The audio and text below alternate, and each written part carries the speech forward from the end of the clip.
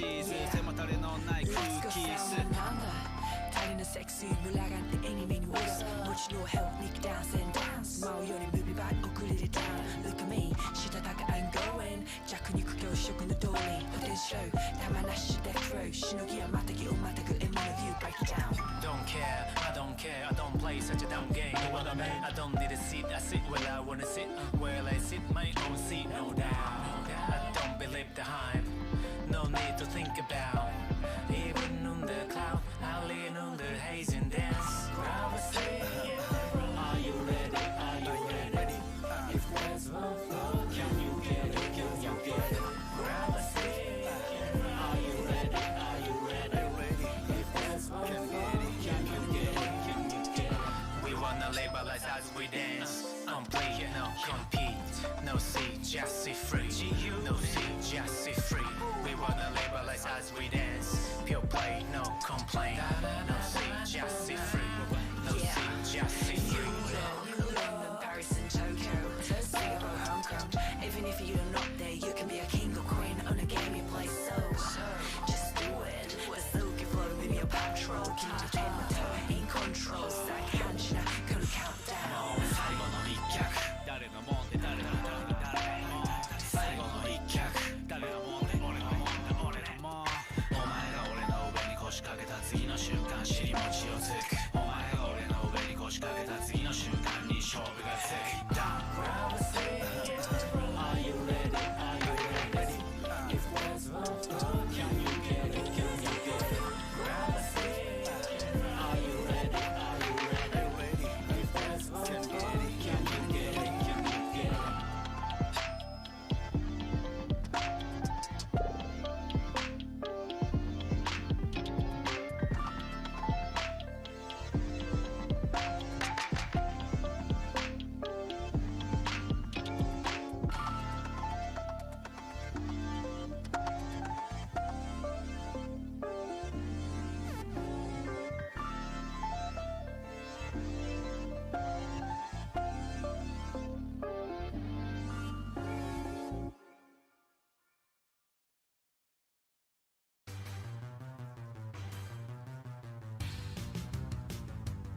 Okay, it's childish, can't be no homegirl, drop it like the NASDAQ. Move white girls like this coke up my ass crack. Move black girls, cause man, fuck it, I'll do either. I love pussy, I love bitches, dude, I should be running Peter in Adidas with some short shorts. B-O-O all over me, my green is where it's supposed to be. Your green is in my grocery. This Asian dude, I stole his girl, and now he got that Koji beef. My dick is like an accent mark, it's all about the over-E. It's a bonfire, turn the lights out. I'm burning everything you motherfuckers talk about.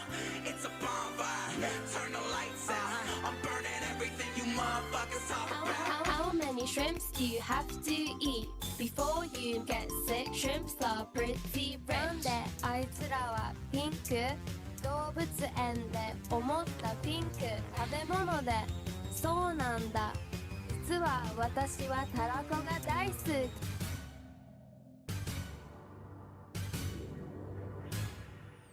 Flamingo, oh oh oh oh, you're pretty either way.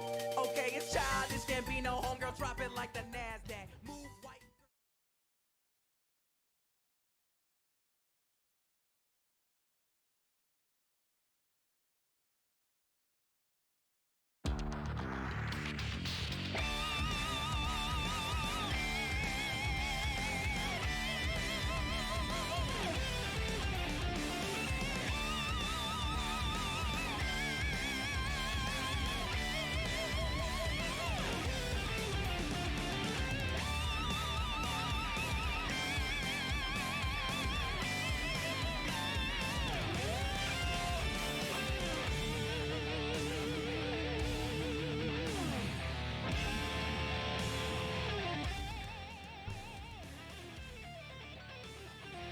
Why stream on Twitch?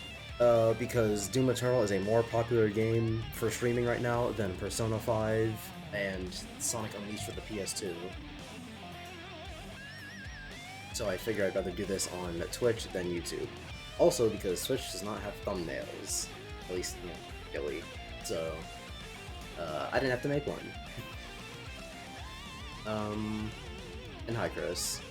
Not because YouTube is ass. I would stream on YouTube, if not for the things I said earlier.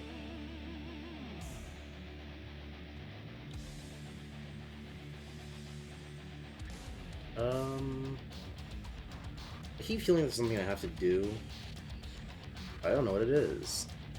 So, fuck me, I guess.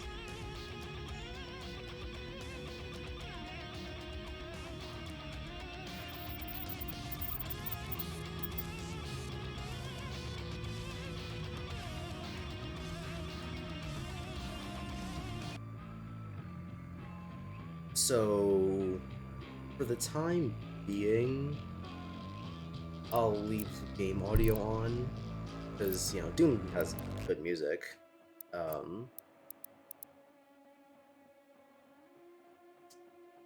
pretty much it, you know. But if I get bored of listening to Doom soundtrack, which I'm sure will happen eventually, maybe, probably, then, you know, I'll put back on the actual music. Especially considering the fact that I finally got, like, an actual display thing to work, so now you can actually see what song I'm playing. Kinda, sort of, assuming the song title is actually in, like, the title of the video, and not Guilty Gear Zard sign original soundtrack, or whatever the fuck it said. Because whoever uploaded it to YouTube typed it out that way, and it's just telling you directly what it is from YouTube. So, you know. But, I think if you type in !song, like Triton just did, it might tell you, but I don't know because I didn't fuck with it all that much.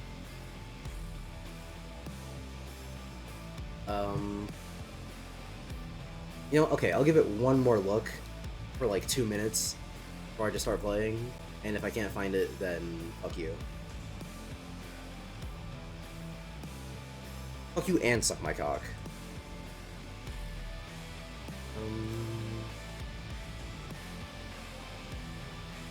That should be in chat commands.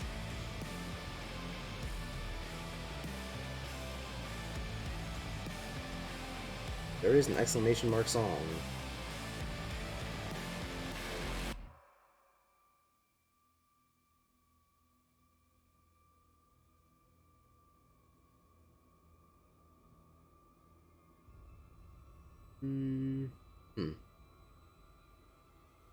Triton typed it and it didn't do anything.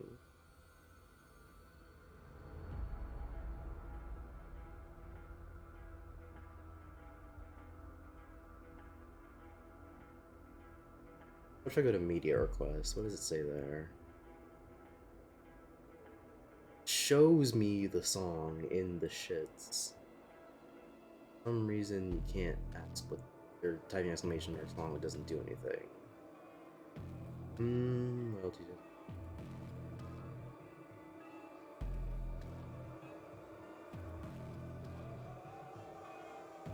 Well, I'm not seeing it, so fuck you. If it's not in the title of the song, and if it's not in the title of the song enough for you to be able to see it when it's on the top of the screen, when I have it there, then fuck yourself, I guess.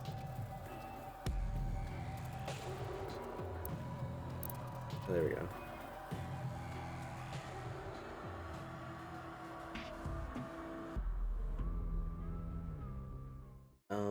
Just remembered that I didn't give myself a way to look at chat easily. It is not a good thing for me.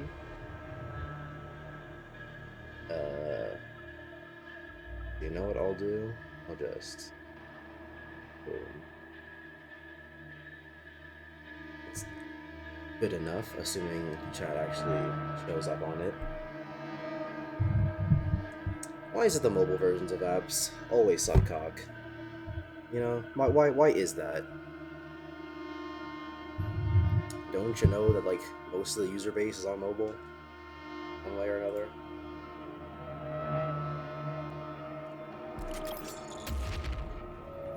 Please remain calm. You may Wow, I didn't remember to give you this sensitive. in the environment. Fear not. It's all part of the plan. The Super Gore Nest location is nearby. This is the site where the invasion began, the oldest and most corrupted location on the planet. The Ark fought hard, but they were eventually driven out by the demons. Yeah, like everything you just said and more. Right, this is not Doom 2016, this is Doom Eternal. You don't have a melee attack for some fucking reason.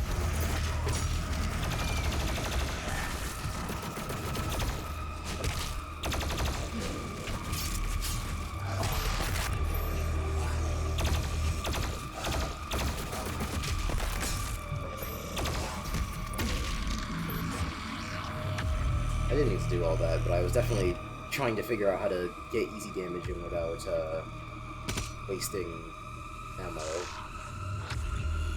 Because this game had the fucking gall.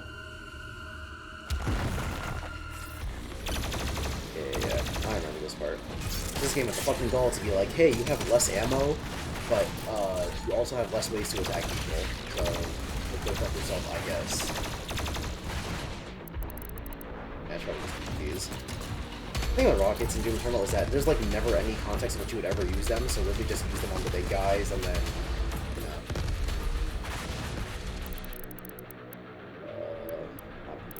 Let's see that. I do need armor back, so on you now. I should have flame belching first, but it's fine. Bro, wrong button. Right, flame belch is E. Alright, this time I got it. What? There we go.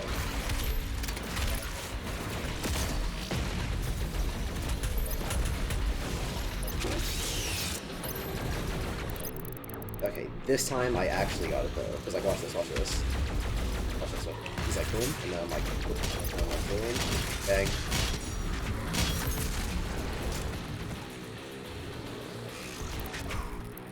Kako Demon, boom, bang. Whoa!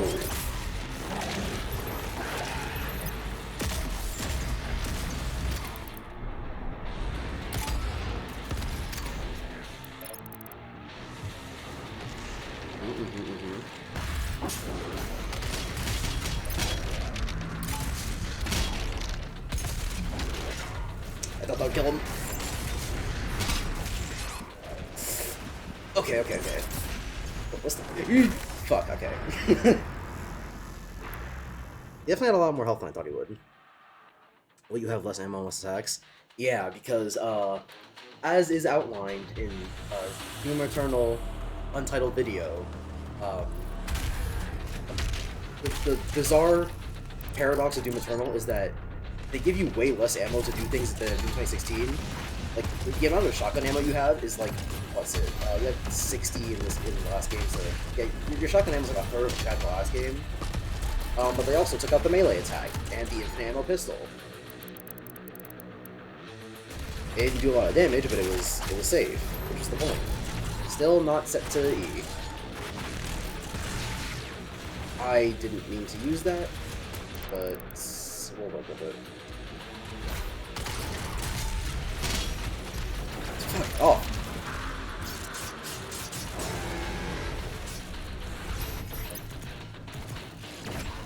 Alright. Fuck that.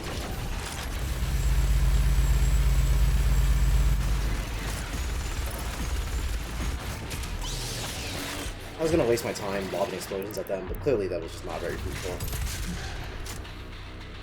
Where is he? No, wait, it was the Kako Demons first. Or are they?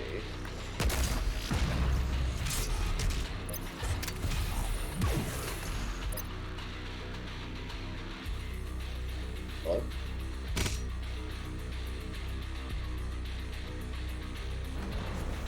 Oh, there we go.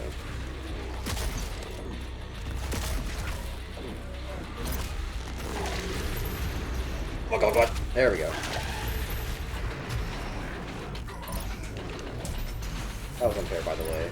They spawned me directly on top of it. No way to fight back.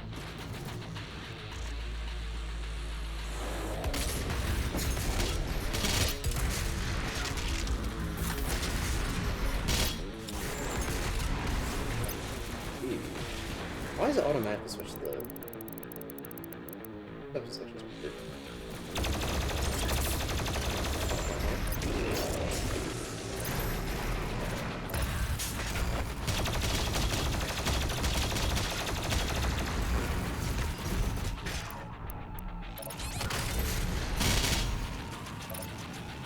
That's probably even. Right here. At least I thought I saw one. Oh, I'm just insane.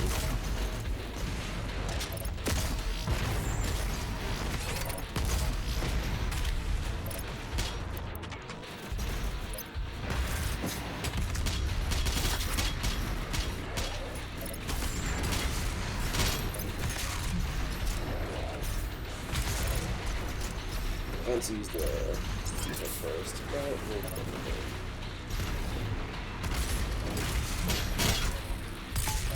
There we go.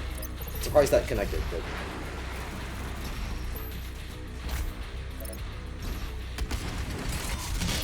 What the hell? Why did he take so long to die?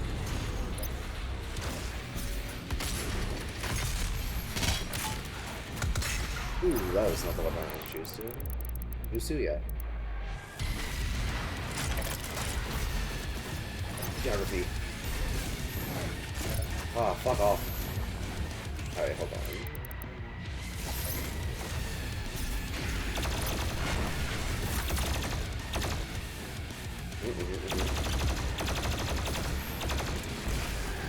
I was hoping that wouldn't happen.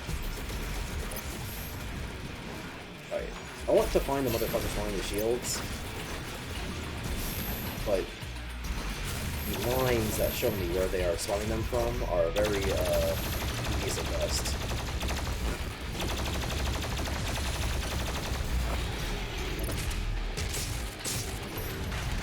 I should be using my run punches more, but I hate that mechanic.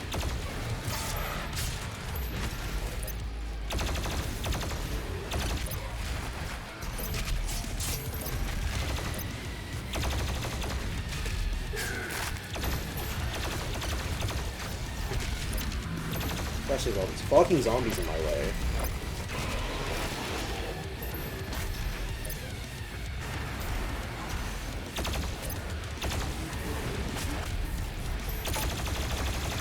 And honestly, at this point I should know, considering how often I played this game. Or how much I played this game, rather.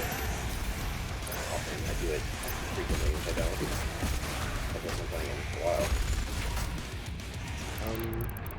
Yeah, for how much I have played this game, I should probably definitely know this by now, but to this day I still don't know if zombies spawn infinitely, or not zombies, what are they called? The soldiers, if the soldiers spawn infinitely, or if that's just zombies. Because they're both in the same section of the shitter demon tab. My health gained way faster than I thought it would. But not all the demons in the shitter tab spawn at the same time, so I had nothing reading chat at all.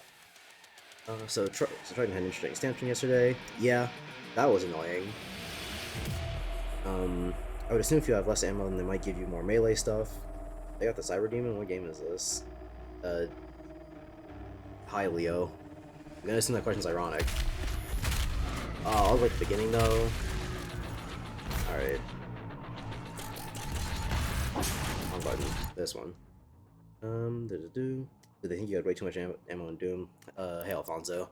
So, I never, looked into what exactly the philosophy was, but, the prevailing theory is that they very much wanted you to play a certain way in Doom Eternal, because in Doom 2016, you had a lot of ammo, which allowed you to mostly play the game however you wanted, which was for the which I think was for the betterment of the game, because why the fuck would I want to play how the game wants me to as opposed to how I want to?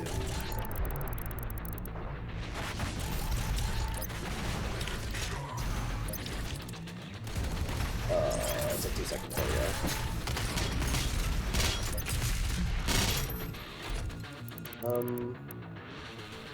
But yeah, then in this game, they implement a lot of mechanics that would imply that they just wanted you to play a certain specific way. Like, for example, critical hits, like the ones I just did. This is fine. I can still love bombs.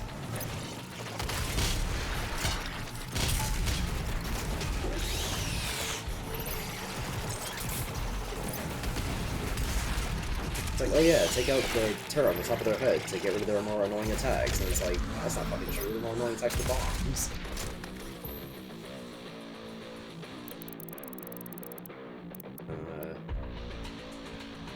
But yeah, specific demons will take more damage to specific weapon types, which is very much in the vein of, hey, play this way, please. I'm a fucking idiot. I could just use an actual grenade, but why would I put my finger on the G key?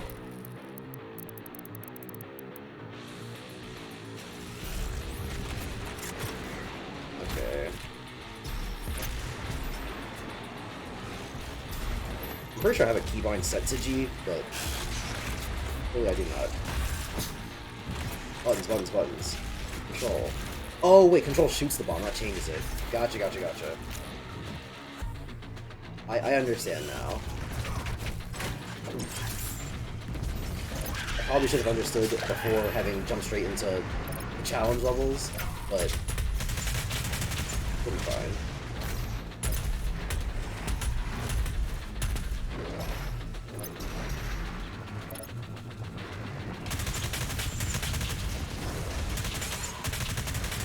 Bye, please.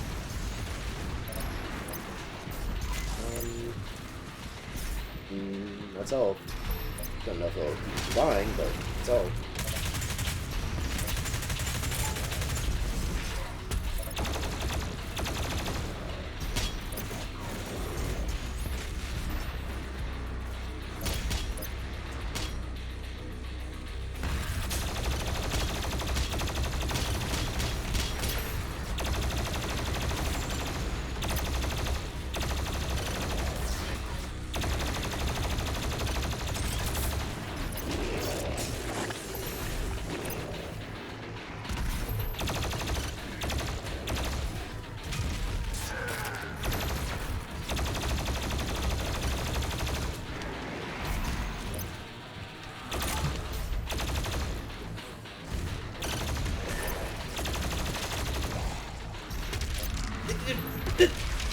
Oh my god!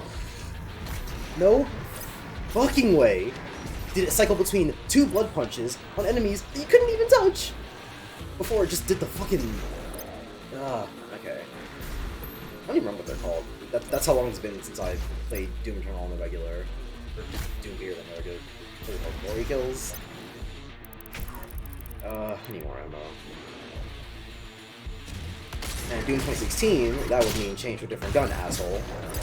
But in this game, it means not that.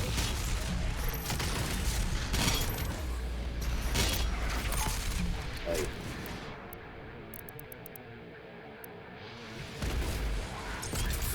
Fine. I don't even think it's rid of the Hell Knight.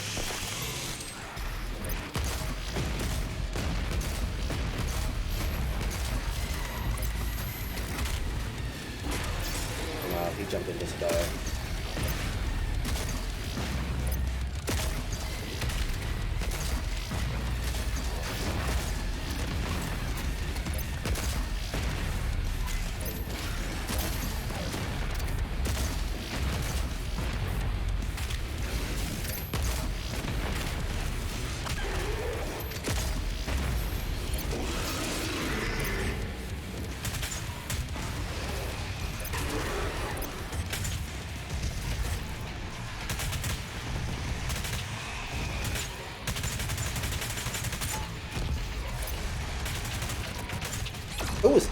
There's three of them. Oh, but then Blood Punches still won't do the thing they're designed to do.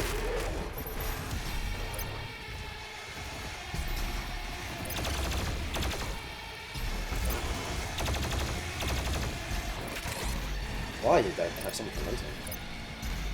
Oh.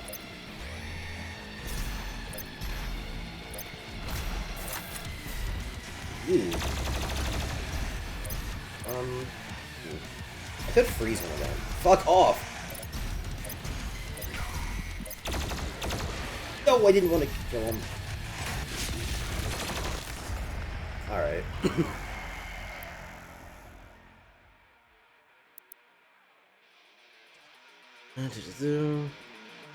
I mean, you got 4 insta-kills. What are you talking about?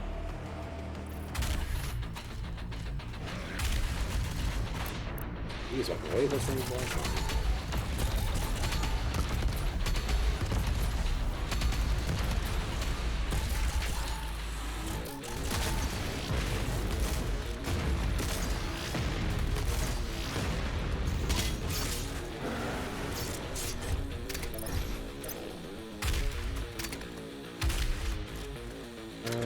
Yeah.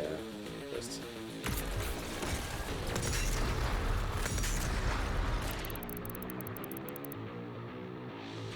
Get him.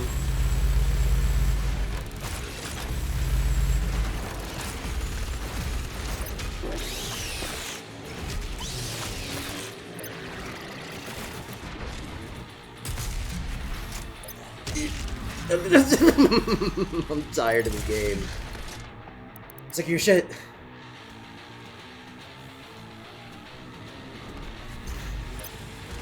Does this even hit? It doesn't hit.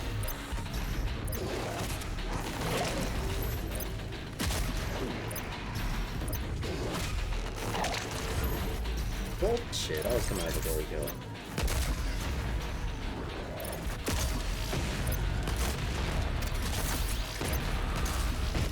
Fuck. I mean, that's just me not needing to know the geometry better. Fuck off.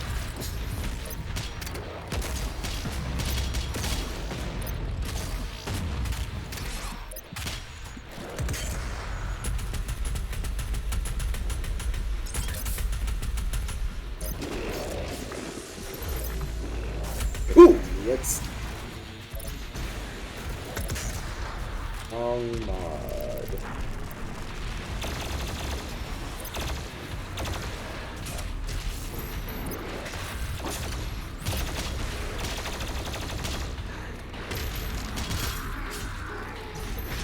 Fuck. How do you get behind me? Why do you get behind me?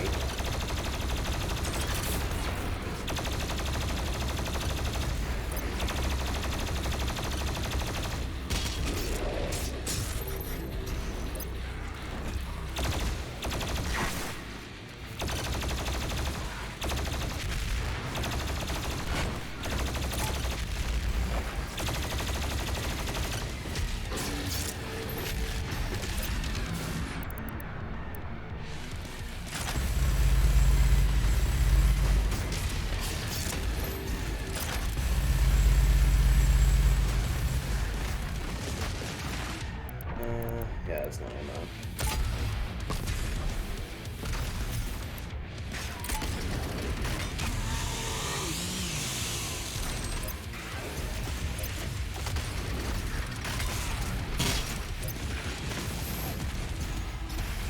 I really should be using the meat hook more, because that's just free armor. Literally anytime I get on anybody.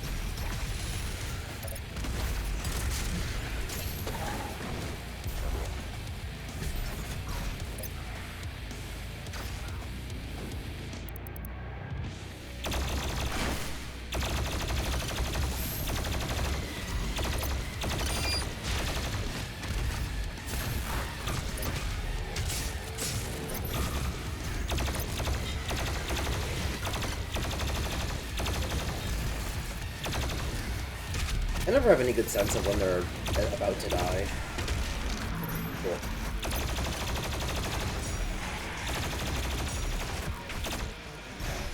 You know, here's what I should do for fighting these revenants instead of what I did before. Hey, come on, come on, come on! Good enough.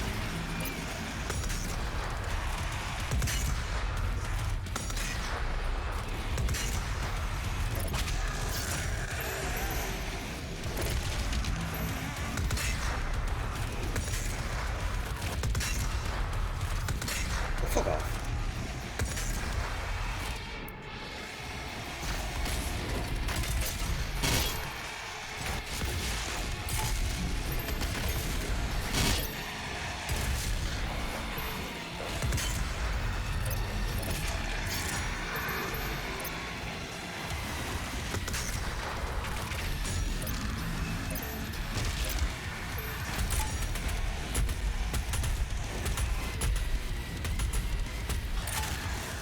Okay.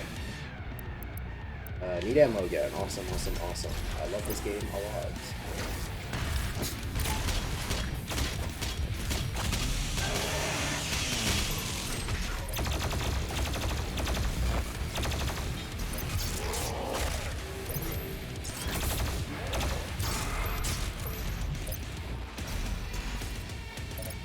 Cool, it's everyone.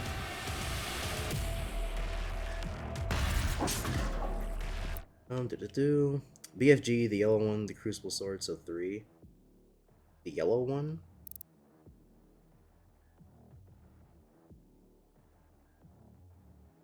Oh, the chainsaw. You mean that's what you mean? The gameplay? Okay. So first of all, if we want to get into criticisms of Doom Eternal, I don't count the chainsaw as an insta kill because A, you only get a 3 charge of it once, twice if they loaded the arena with gas canisters, which this one did, and I didn't capitalize on, so that's my bad. And even then, you can only use it on a couple of demons. Like, I'm pretty sure you can use it on any. Actually, do they count super heavies? Tab. I've been pressing E to access my menu a lot because I played Terraria a little bit ago, so I have my menus to E. Is still the inventory for some fucking reason. Laser weapon, stupid. Super heavy. Arch vials, Baron. Barons. Those are the guys I was having trouble with just now, so the chainsaw wouldn't have helped against them. All these other fuckers, they're who cares? But most of them require 3, which you can only get twice per battle, assuming again that you even offer twice, 2 of them per battle. Because chances are you probably won't. Because like the chainsaw recharges, but only 1 charge does, and the only things you can use 1 charge on are imps, which like if you're using a chainsaw on a fucking imp, what's wrong with you? And zombies, which if you're using the chainsaw on a zombie, what the fuck's wrong with you? Aside from just if you need ammo, which was a problem caused by this game. They said, we made the ammo count lower. How do we fix that? Just make the ammo count higher? No, let's just have infinitely respawning zombies. It's like, y'all created a band-aid for your own knife wound. You stabbed yourself in the hand, and then said, we need a band-aid. Pretty sure I got everything. And even if I don't, who fucking cares? But then, yeah, then there's the BFG and the... Whoa! Those weren't there before. Now I know why they call it a super Gore nest. Or fucking... What are these called? Master levels? Now I know why they call it a master level.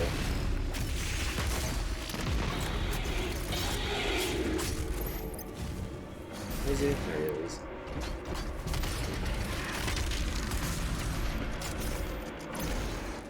I was hoping it would have recharged that time, but...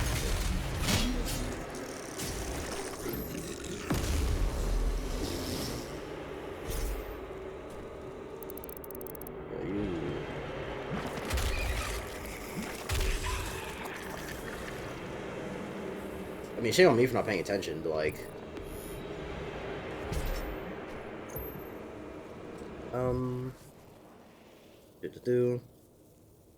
Oh, right, yeah, so the BFG and the Crucible. Yeah, fair enough. However, this is the Super Gore Nest. They didn't invent the Crucible. Didn't invent. But the Crucible wasn't, like, in your inventory yet, so I'm not going to use it unless I really, really need it. Because I'm not going to get any recharges for the entire level. And then, I think the same goes to the BFG, too. Which, even if it doesn't... F, right. F is the button that you use to grab weapons. Which even if they do give more BFG ammo, again, I'm really only going to use it when I really need it, and I did not really need it for that fight.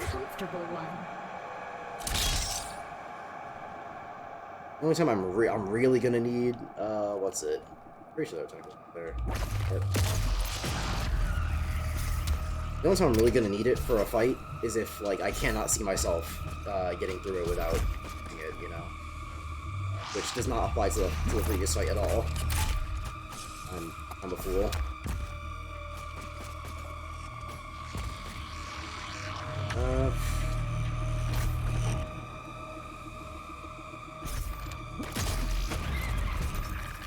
What? There we go.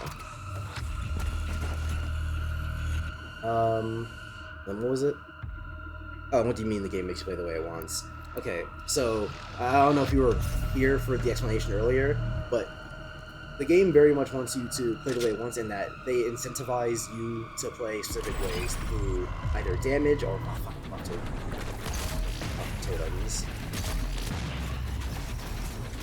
through either damage or utility.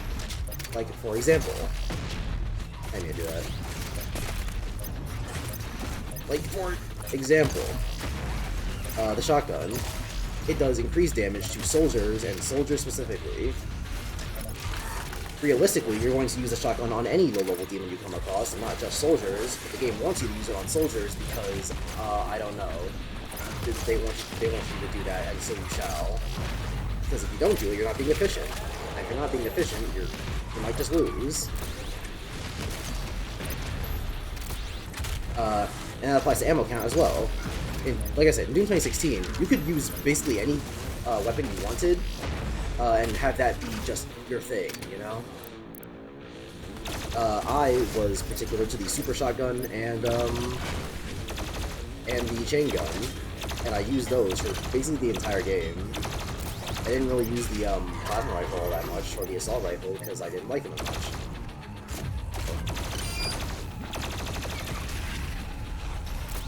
Ugh.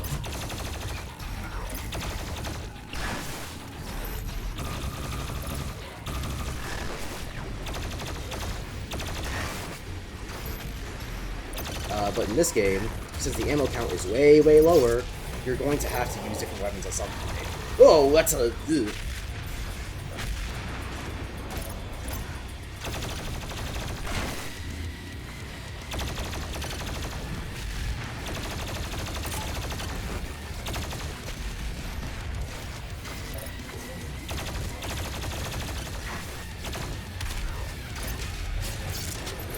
What bunch?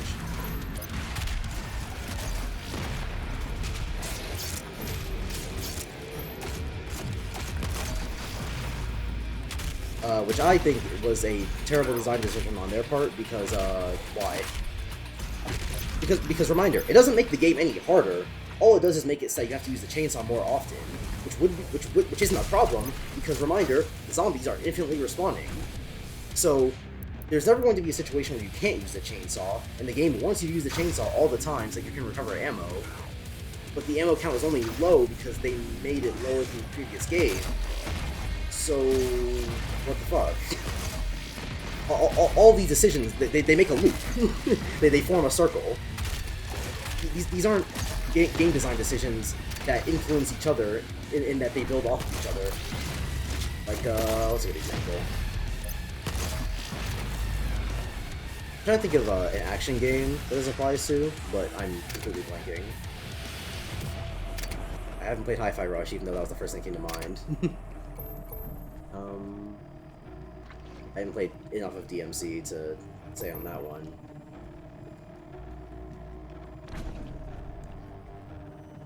You know what? Actually, sure. Let's go with the combo count in DMC. So in DMC, getting a higher combo count just gets you more rewards.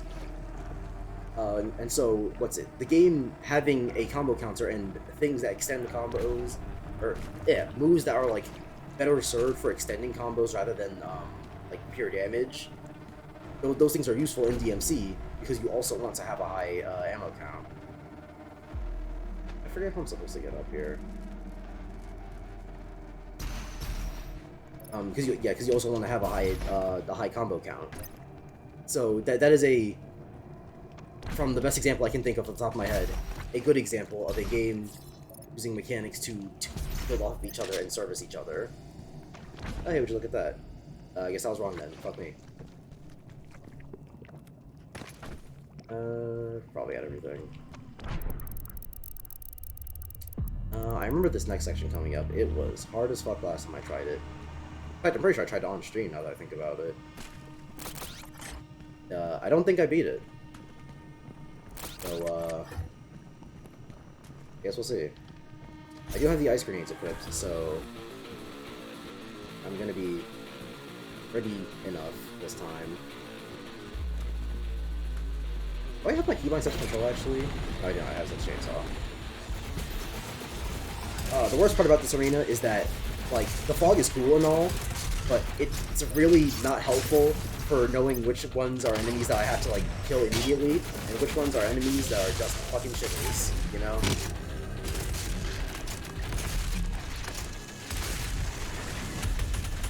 Because, like, these guys are shitters, but in the darkness, I can't tell that when I'm aiming my meat hook everywhere. Wrong button. Wrong button. Wrong weapon. Alright, I can't walk onto them. They're invisible. That didn't make much sense. Oh, that should do a narrative dissonance. What I will do...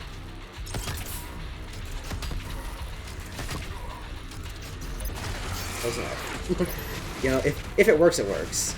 And clearly it worked.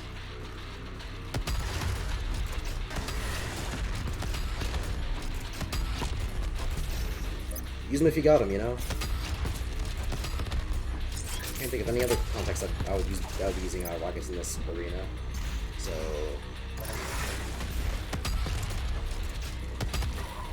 Too close. I want them to get close enough that I can tell where they are for my ice grenade, but not close enough that they can do a significant amount of damage to me. I'm in a situation like that. Audio, help me out here. Sound whoring, sound whoring.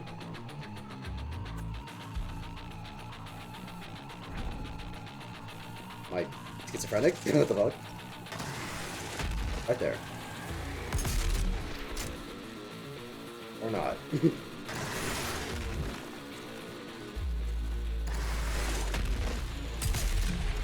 May I get a bit of assistance, please? Oh, is he up top? Oh, that's interesting. No, he's coming down.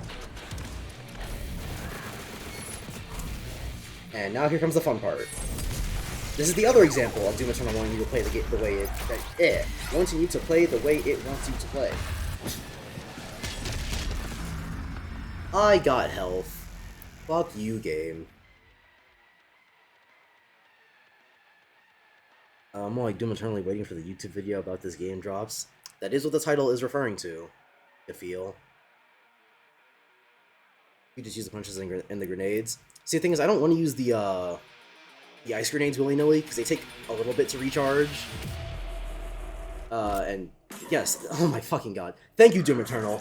I wasn't aware of how to fight the Marauder. I'm glad that you, Doom Eternal, could tell me how to fight the Marauder, which, by the way, is only if you use single-shot weapons like the Super Shotgun or Ballista when his eyes flash green. Because if you try to shoot him at any other point during the fight, he will be invincible and will block everything you throw at him. Even the BFG, fuck you. So the Marauder is an example of Doom Eternal wanting you to play a specific way. The Marauder isn't challenging. The Marauder asks you, hey, please do this, and if you don't do this, well, there is no if. You either do this or you don't get to play the game.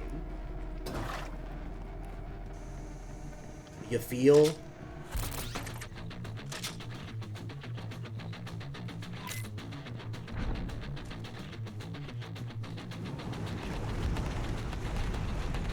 So yeah, I feel like Doom Eternal might have a little bit of a control freak problem.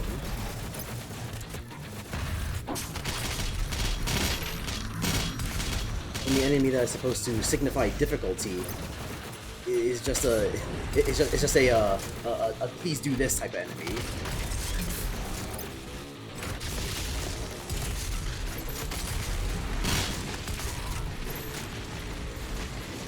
I've got a bit of armor, sorry.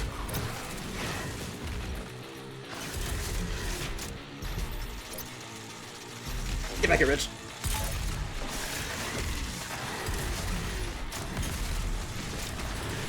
Grenades, please.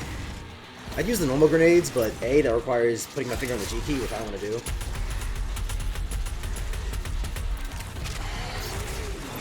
And B, because that's just damage, as opposed to ice, which will actually be useful in telling me where the fuck they are. Is that him? Yeah. Didn't mean to do that. Of course, need more shotgun ammo, because why wouldn't I?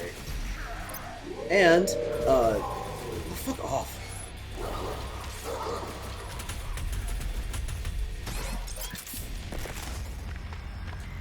That was my bad. Don't remember the stars when you shoot the crucible. What? Don't remember the stars when you shoot the crucible. I'm gonna try and decipher this. So, I assume shoot was just a poor choice of words, and you just mean use the crucible because it's not a fucking gun. Don't remember the stars when you shoot the crucible. The stars above the Marauder's head? Something with the crucible? Are you saying, like, use the crucible when he's stunned? Because you can't do that, by the way. The crucible purposely was given a long not charge up, but like, when you take out the crucible, it has an animation time before you can actually use it. And they purposely made it long enough so that you can't use it against the Marauder.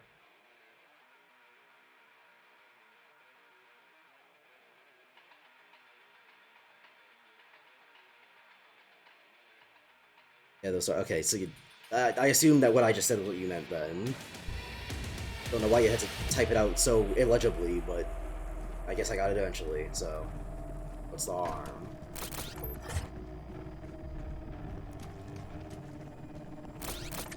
Like, I'm not even like, well, okay. So yeah, what I was saying about the chainsaw ammo before that happened is the other thing that's shitty about the chainsaw is that if you're in a fight, if you're in an arena where there's no leveled enemies to use your level 3 chainsaw on, if you end up using one of your charges on a zombie or something, it's a waste because only the last charge will recharge. You have 2 charges left. It's basically fucking useless on anything.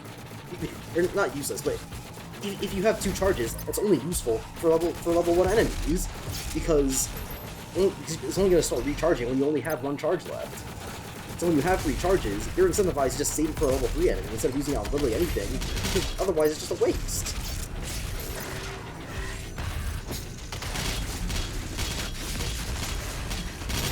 Oh, come on, they didn't freeze him? Oh, different one. My mistake.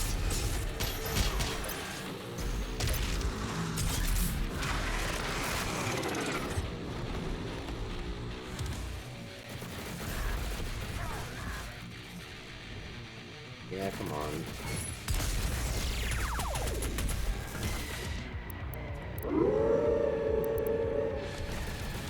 It's a fucking wolf.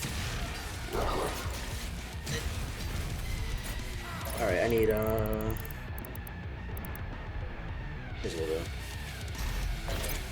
I'm just gonna wildly swing my chainsaw, and whoever gets hit by it, there we go. In fact, here's what I'll do. I'll do you one better, in fact. Where is he? There he is. Chainsaw gameplay. Hey, Jordan. Where it was swing in the air and hit somebody. Hey, if the game let me do it. Sounds like an issue. Yeah. I mean, not big enough to make it into the video, but sure. Not like anyone would know. I didn't even take out the crucible there. I don't think you know. I don't think you know it's in your own script. I know what's in it, it's just not finished. I'm fucking dumb. I know what the Marauder section is going to be, I just haven't written the Marauder section.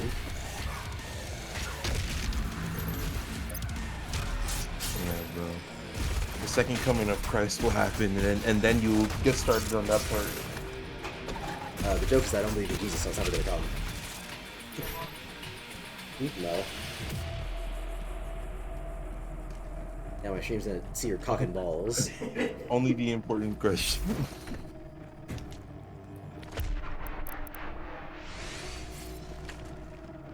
The 2-bar chainsaw can still be used on, though. It can still be used on level 1 enemies.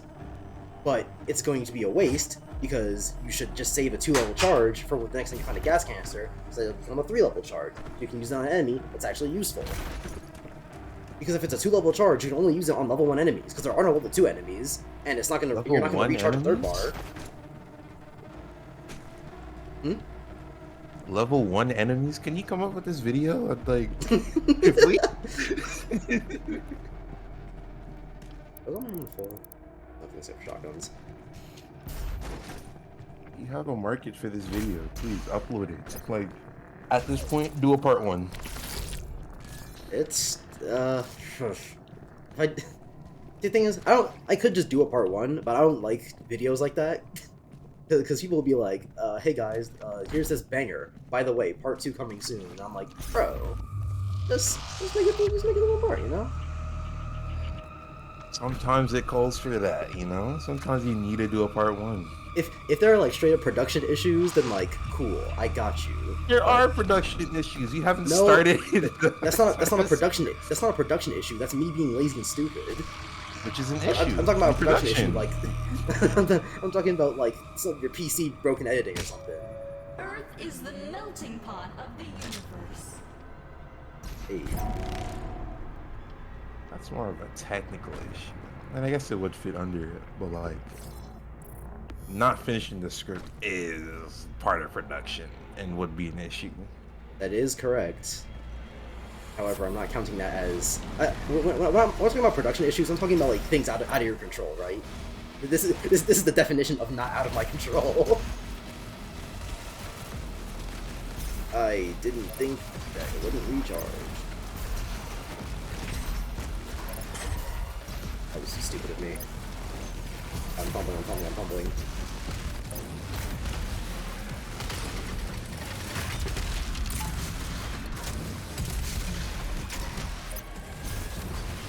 Do I have another blood punch? Yes, I do.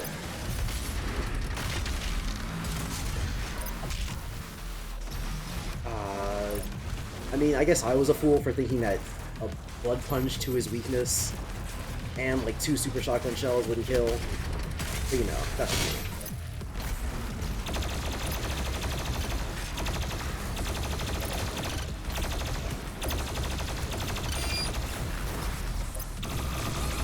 Those pain elementals.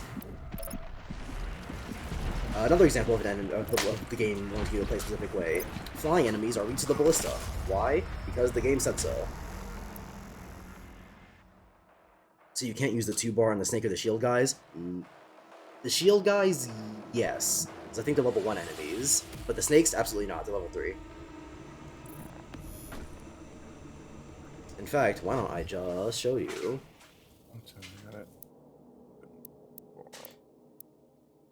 Yeah, these guys are the only ones that are level 1s. Gargoyles, imps, lost souls, soldiers, and zombies. You can't use the chainsaw on the lost souls. It's not even. Imps and soldiers, why even? They die to like 1 shotgun shell. And gargoyles, they're annoying, I guess. But like, they're not even put in that many fights in the game. At least not that I can remember. And even then, like, they die to 1 shotgun explosion. So like, why would you ever? and then zombies are like, come on. Use these weak demons to farm resources. Like come on. They aren't even actual enemies. They were literally just designed and put in the game to be farming tools. Which you only need the farming tools because they designed the game. Whatever. I'm talking in circles. And then yeah, everything beyond that is just level 3.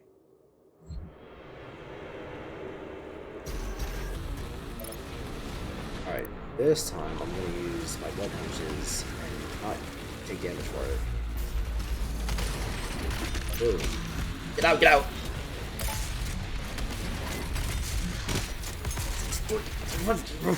Okay, whatever. I don't even care for real. I'm not mad at all. Like, if it were an issue, I would have said something. I haven't said anything, so clearly it's not an issue.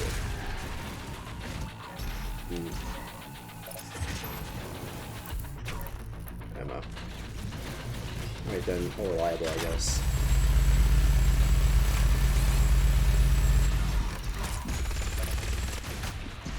Die too fast. He also died too fast. Me, alright.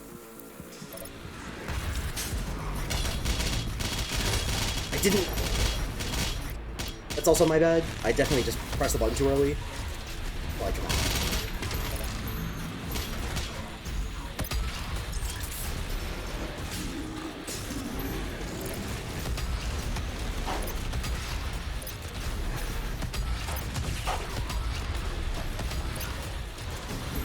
I would take elementals.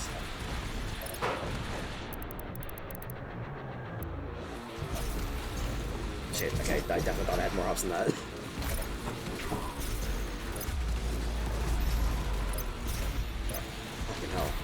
geometry. Where? Ooh.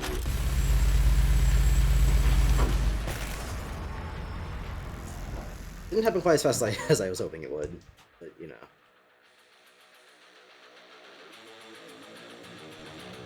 But my strategy is more developed this time, because I remember the rockets exist. I said it before, but rockets just aren't really very useful. That's on anyone aside from big guys, because small guys are typically just gonna run you down.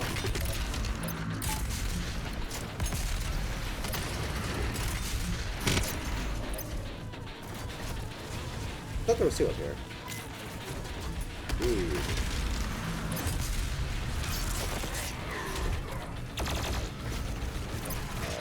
Don't have a punch yet. Ooh, okay, whoa, there we... Jesus Christ, I fucking... Alright. It might be worth a BFG. Unironically, not gonna lie. Because the whole thing with, Super Mancubi, or Cyber Mancubi rather, is that, they are really weak to a butt punch to a super shotgun. Which, coincidentally, the super shotgun also has the knee, hook, yeah, that's what it's called. the knee hook, which is just, you know, knee hook in super shotgun to dead in the normal game, but this is the... Alright, cool. I love geometry as well, but this is the, what's it called, the master level, which means increased health. Or actually, it might not be because of the master level, it might be because I'm playing this on the higher difficulty than I did in the base game.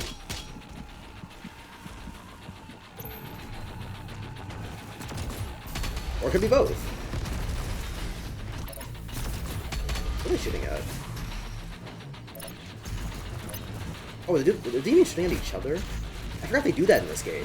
Because it doesn't matter. In Doom 2016, the demons like fight with each other because like they're technically not all on the same side.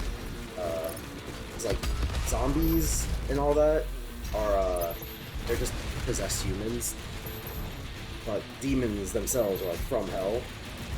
So they like fight with each other, which I thought was cool because they actually like do damage to each other and leads to your event and fights. But in this game, they still do the fighting with each other thing, but they don't do any damage to each other. So the best you can hope for is that they'll distract each other while you recollect yourself, I guess.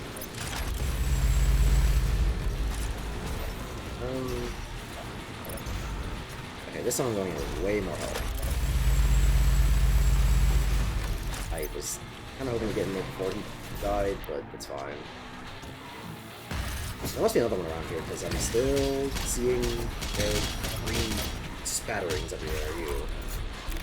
Not enough time.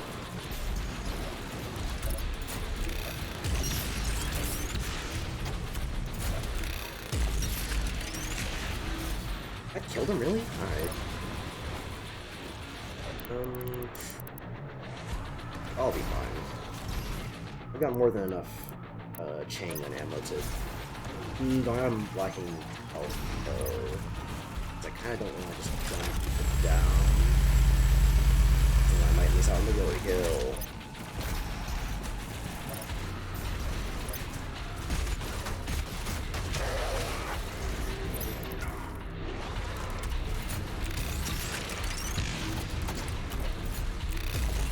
Fuck off.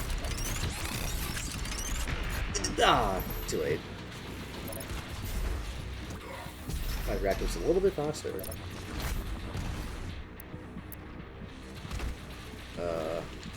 Need someone small and weak.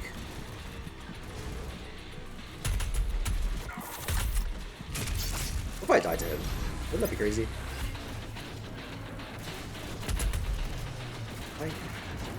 Ooh.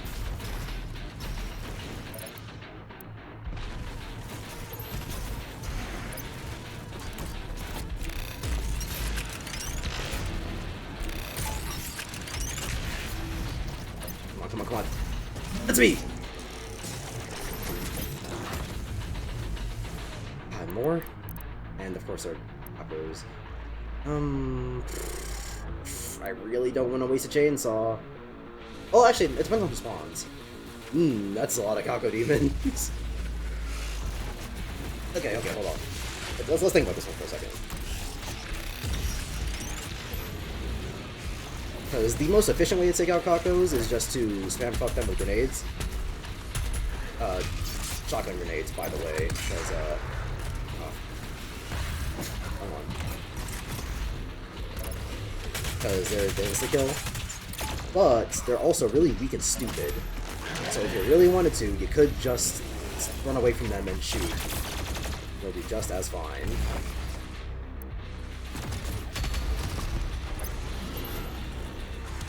Okay, so say anything.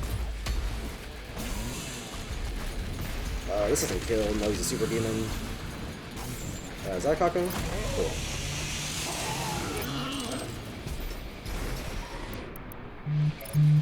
Ew. You know what? I'd rather take the lava damage than whatever he was gonna do to me. Saw the fucking. Oh, never mind. I'm schizophrenic. That was not a health pack. It was just a white thing. Indeterminate object. Alright, let's think about this one. Let's really peek this one. Come on, guy.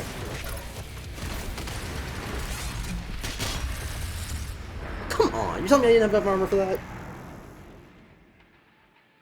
Okay. Unfortunately, ain't much to strategize about. They kind of just had it all down.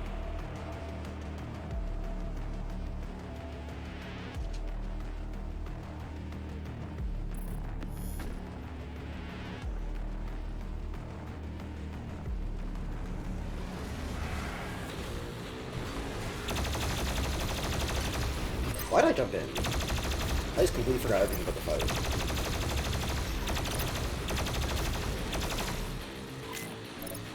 Alright. I can salvage it though.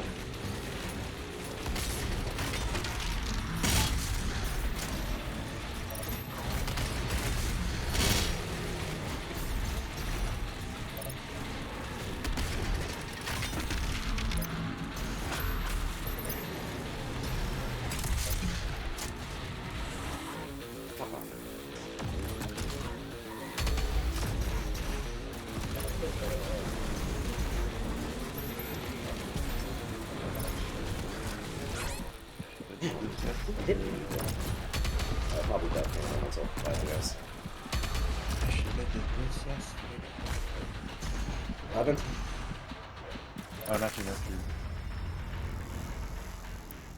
That was embarrassing.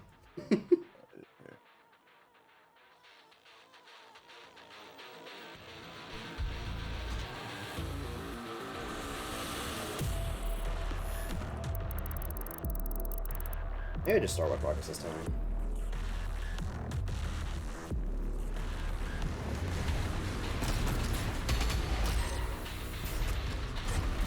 Out of range? You fucking kidding me?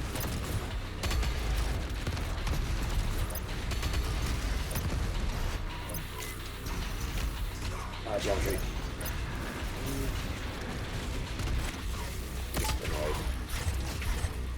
That was a waste of a grenade and a rocket, but it's more about the message, you know?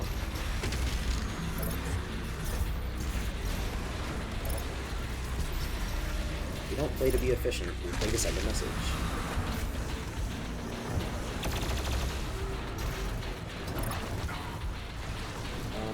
Are Pain Elementals level 3s? Yes, they are. I know I literally pointed it out earlier, but I probably should have just done that. I still don't see them on level 3s, because, like, they're Kakos, but better. You can't insta-kill them. And because they're faster, and they have more health. Abilities. Just generally better than Kakos in, like, every way. So they seem like they wouldn't be on the same level as a Kako, but... Who am I? I'm just some fucker who hasn't made a new video.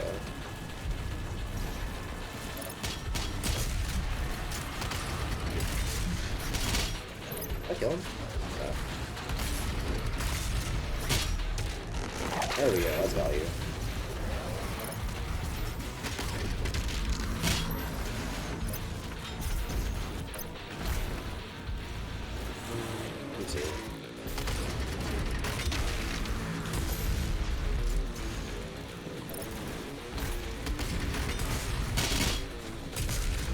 I'm so gonna kill him, I don't want to fight him raw, I want to blood punch.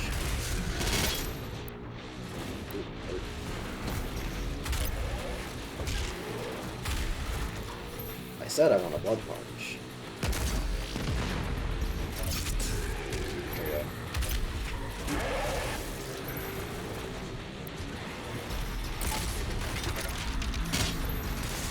Did that not hit him? It kind of looks like the grapple went onto something else. And his armor isn't... Well, no, never mind. Yes, it is. We're good, we're good. He isn't taking much damage from it, but... He wins some, you lose some. Mostly wins some, because this dude is one but... There's money in there, too.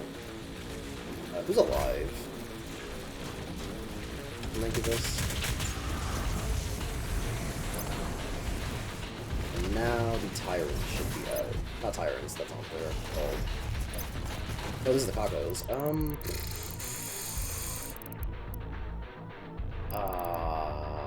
I'll just do what I did last time. I survived. But that's really.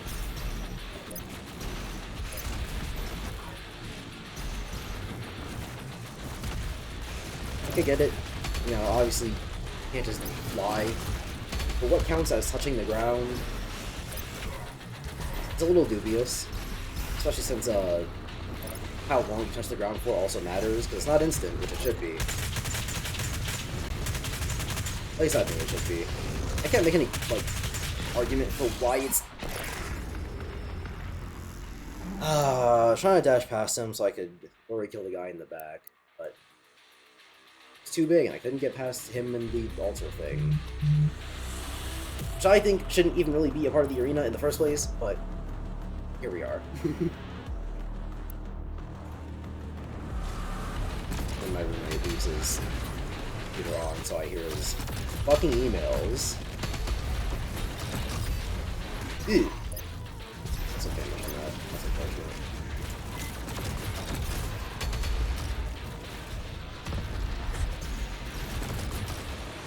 I just realized that big red laser thing probably been doing damage to me. I have not been noticing.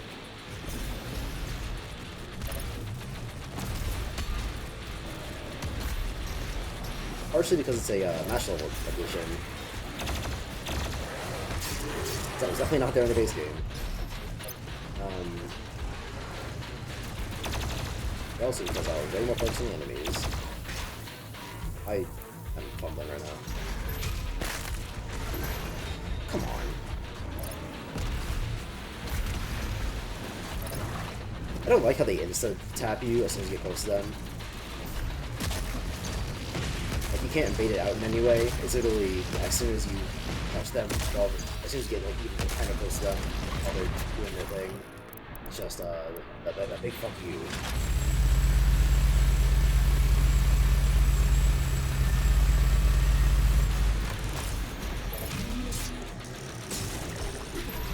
Come on! He was in his glory kill animation.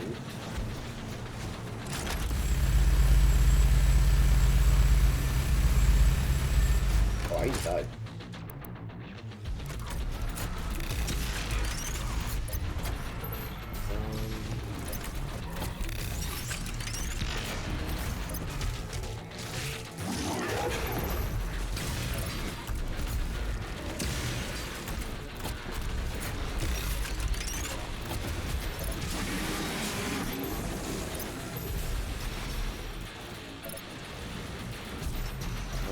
Okay. What am I doing?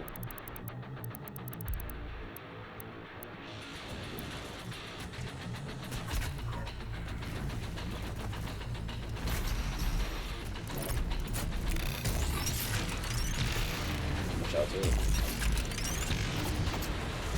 Like 2 charged ballista shots for nothing? That was my fault.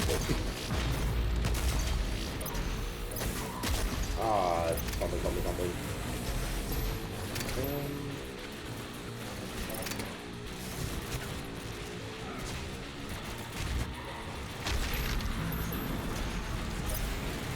Now the Cogos.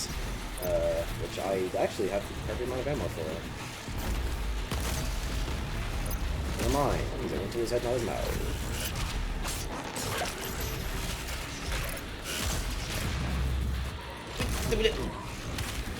What counts as a Kako head and what doesn't count as a Kako head is very dubious, to say the least!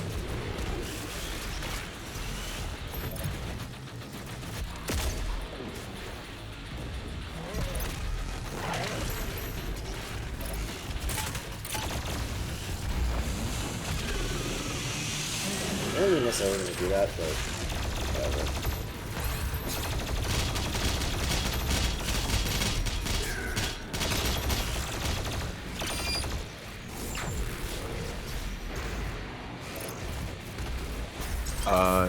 You may have said this already, or like answered it in like some other way, but how does the game does the game punish you at all for not playing the way like it wants you to?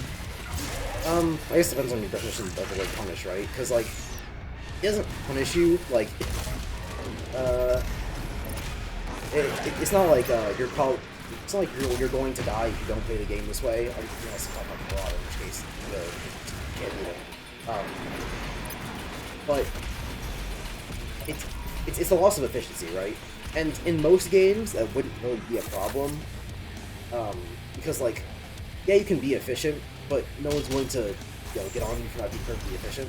Like in DMC, you don't need to get triple S rank combos for every single fight you're in. You're just incentivized to do so.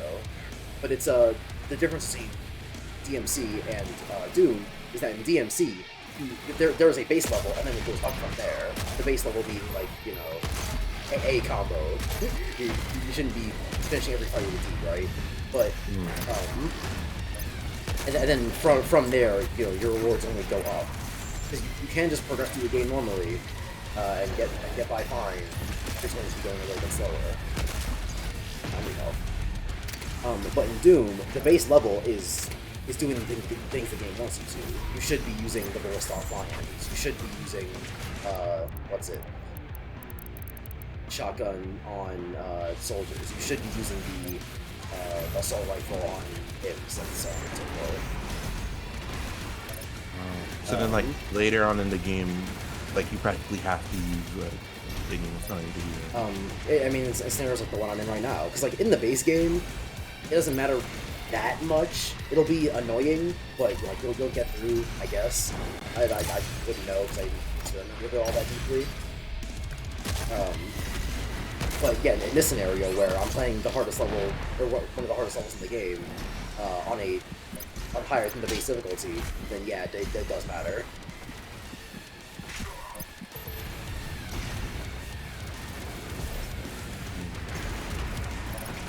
Because like I'll always say, Doom Eternal is not a bad game. It's not even an alright game. I think it's a pretty good game. It's like an 8. But these things are just things I feel like I have to point out because they didn't exist in the last game. I should probably just change something, right? That's most 8 out of 10 games. So, I think it was good.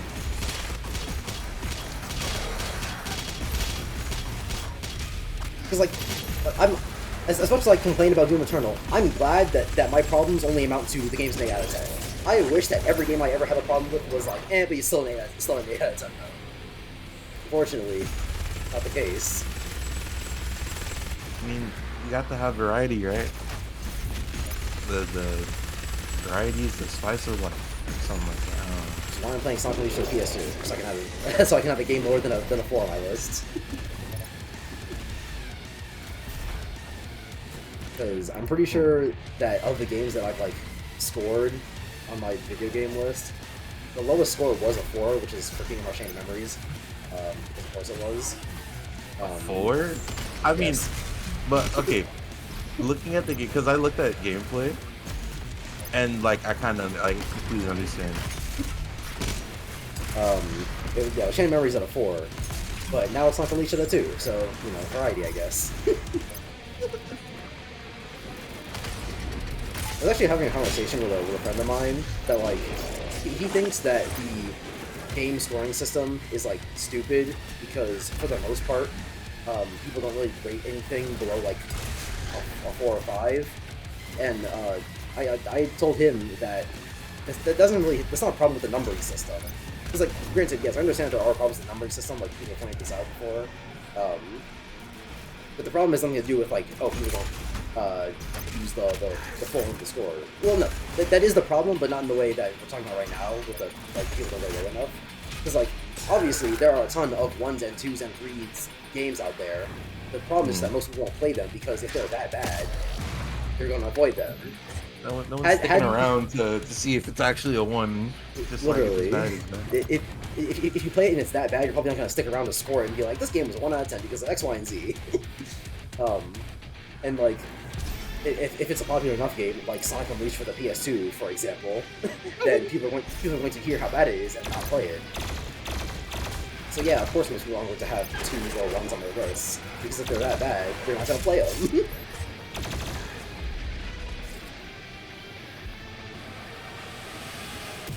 Cool, I did it. scores in themselves are weird. Yeah. Because it's just a quick way to like give somebody an idea about the game. Yeah, I see no problem with the scoring system, because as long as you're consistent with the scoring system, like, you'll be fine. Like, no one's ever had a... No, I shouldn't say never, because, what's it? I can't recall every single time anyone's ever talked to me about a score I've given, but, like, I can't recall any time where I've ever given a game a score, and then someone was like, but Gavin, you gave this other game this score, so what the fuck? As long as you're consistent with the scoring, then the numbers themselves shouldn't really matter. Plus, there's the classic problem of people thinking that numbers are way lower than they really represent. Because, like, people will hear that a game's a 7 out of 10, and they're like, oh, so the game sucks. Because in the age that we live in, anything below an 8 means that it's probably not worth playing. At least that's how people describe these numbers. And realistically, a 7's pretty good. Like, I remember the first time I said that, Demon Slayer was a 6 in our Discord, and people were like, "Oh, you're crazy," which was before everyone caught on. But I'm not trying to say that for real. I'm just trying to say like that. But what's it? So yeah, and everyone was like, "Bro, you're crazy." But like at the time, I still liked Demon Slayer because a 6 is good. It's good. Above a 5 means it's above average, but by definition. I just think people, if they don't hear like a 7 and above, they immediately think it's bad. And I had this conversation with myself. Because I was just like, if you switch it to like how people use stars, and you're like, oh, it's like 5 stars or whatever. 3 stars isn't like an insane number. Yeah, but people see 3 and they're like, oh, so it's bad then.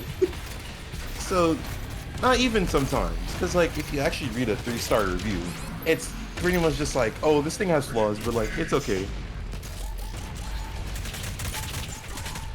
So it's like, that's why like numbers, like the ratings are weird.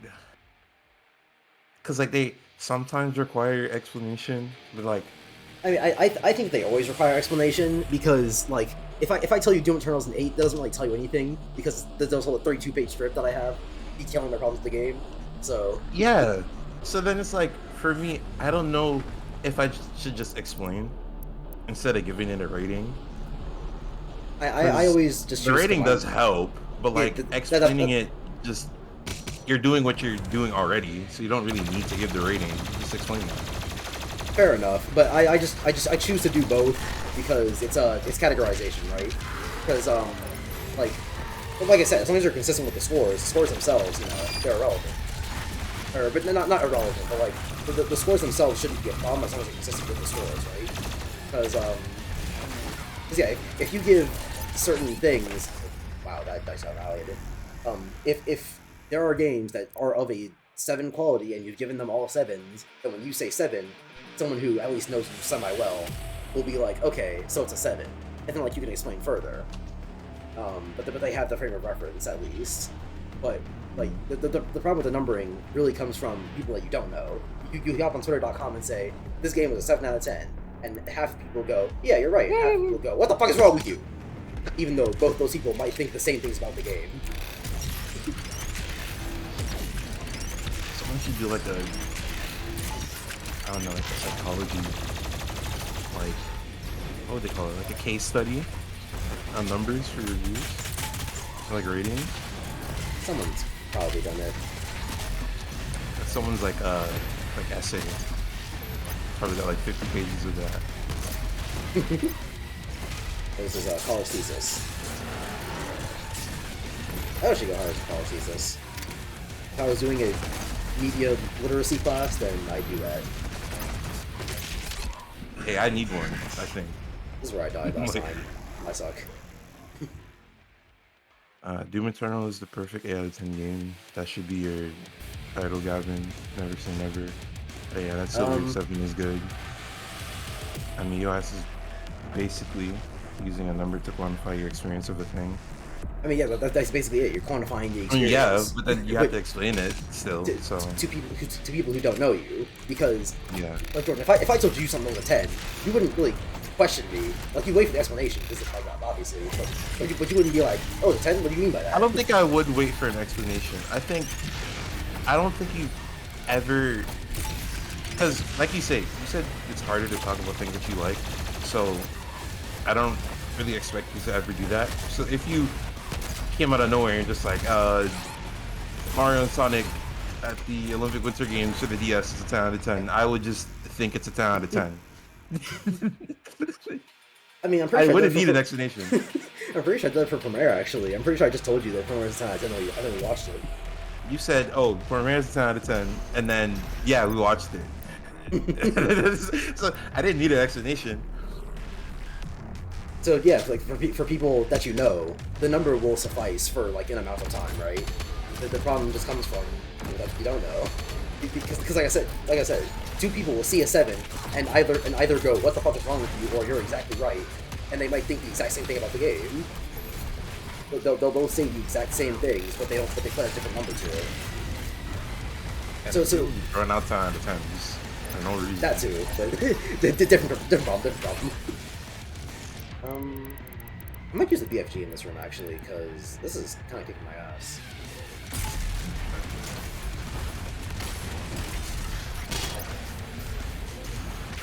Eventually, when you say a game is an 8 out of 10, they'll think that you hate it.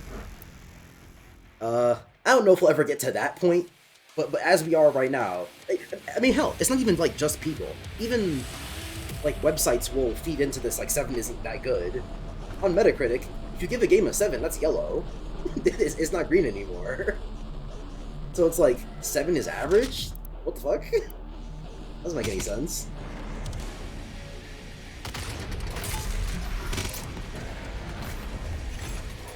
See, I know it wasn't weird, because I was thinking about it, and I was just like, well, why don't people use 5s? Because like 5s just mean like it's okay, and like it has its issues and like things it needs to fix, and then like from then on it just gets better. So then when I hear a 7 out of 10, I'm not immediately thinking, man, this thing is bad. I'm just thinking like, oh, it's cool, but then like there's like major issues to it, and that's just kind of how I thought. But then you know, a lot of people like use 6 as a bad, like oh, this is a 6 out of 10. So understandably, the problem semi comes from the fact that like 10 is despite the fact that 10 is an even number, scoring things out of 10 is not an even number. Or no, it is an even number, but that's a bad thing because you can't have a halfway point. And so it's like some people will say that 6 is like average or bad or whatever, because 6 is effectively sharing the same space as 5 on the halfway point of out of 10. But I don't really consider that smart at all, because like the thing with rating things lower, like out of 10, is that like how many so okay, the way I describe it is like for all the like things that you like, things that you think are good, aren't there like so many different levels of things that you like? Because there are the things that you love absolutely like 10 out of 10. There are the things that you like a lot, but like you understand there are problems with 9s. There are things that you like a lot, but maybe, you know, didn't connect with you as much. It's like an 8. Things that you think are good, but maybe you didn't like all that much. 7. Things that you think things that you like, but you probably never go back to. That's a 6. And then like from there, 5 average. But then like, how many different scores do you need to say something is bad? Because like, there's 1, which is unplayably horrendously bad. There's 2, which is slightly better than that. There's 3, which is like, it's just a really bad game. And then there's 4, which is like, it's a bad game, period. I feel like you don't need to get that... Ironically, despite the fact that I will talk way longer about things that are bad than things that are good, I don't think there's really that many numbers to use to describe a bad thing. Which is why we just explain things instead of the ratings. Mm-hmm. I don't use the BFG, because those tyrants are fucking me up. I don't even know how I made it to the Doom Hunter on my first try. See, this is again, this is one of the times I'll praise Doom Eternal. I think that the enemy comp in this room specifically is really good, because as I stated before, my strategy with the tyrants is to just lob rockets at them until they die. But you can't really do that in a small room like this, because you'll probably gonna damage yourself. And the tyrants' attacks in general are just not very useful for hitting you a lot of the time. Because, what's it? They'll shoot things from above, but they spawn things that show you where they're gonna land, so it's not really all that dangerous ever. And then, like, they'll send a wave of energy at you, but it only travels along the ground, so it's really easy to see, so it's never really an issue. But then in this room, there's no, like, ledges to get up on, and there's not enough space to shoot rockets at them, so you've got to find a different way to approach the enemy, which I think is good. I wish there was more of this in this game, rather than, hey, here's a Marauder, fuck you. I mean, your movement just sucks. So That too. But there's a whole swing in the middle, not using them. But the whole, what's it? I mean, the swing's not that helpful. Especially not against tyrants. What the fuck?!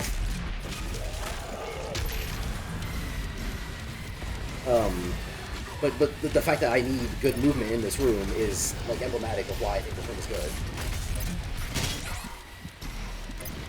Because most of the time, you don't really need good movement in Doom Eternal, you just need to move.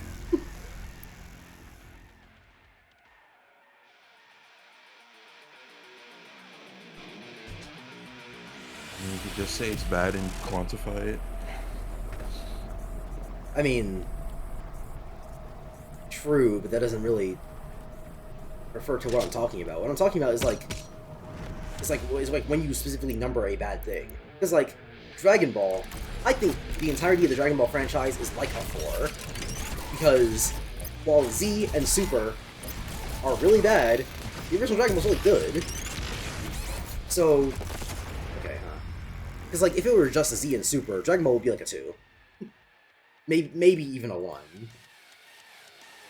1. With the original Dragon Ball, it brings up to like a 4, because most of the original Dragon Ball's arcs are pretty good, but it's dragged down a lot by the bad. And so, the franchise isn't horrendously horrible, it's not like a 1 or a 2. And those highs are pretty high, so it's not like a 3, but overall it's still bad, which lands at 4.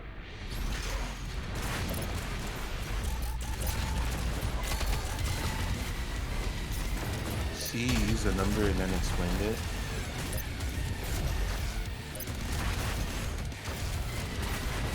Right, but that applies to literally anything. If the answer is use a number and then just explain it, bro, then, like Jordan said, why even use number at all? Why use the number if you could just explain it? The point of the numbering system is that you don't have to explain everything every time you refer to something. Assuming the person knows you well enough, you can just use a number and it will suffice. Numbers are inconsistent. Numbers are inconsistent between, like, strangers. Between different people. but the numbers themselves between a single person should be consistent. If your numbers are inconsistent, that means you're a stupid, shitty person.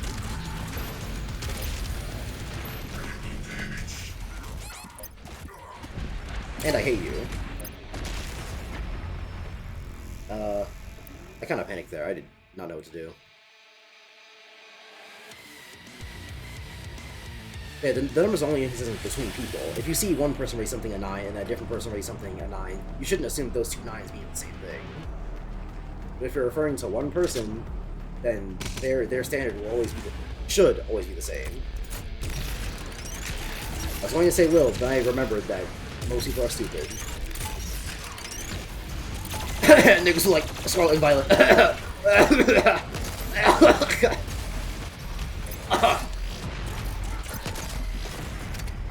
Pokemon sucks. I haven't actually seen anyone talk about that game, other than like the first week of like glitches and whatnot. Aside from all the glitches and performance issues, people are really liking Scarlet and Violet, and I have no fucking idea why. It's like that IGN review of hardware.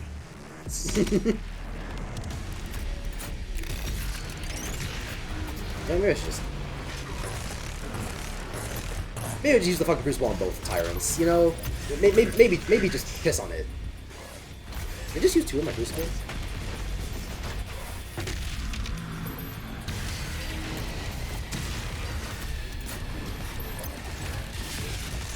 Pokemon kind of dookie, then it got very dookie.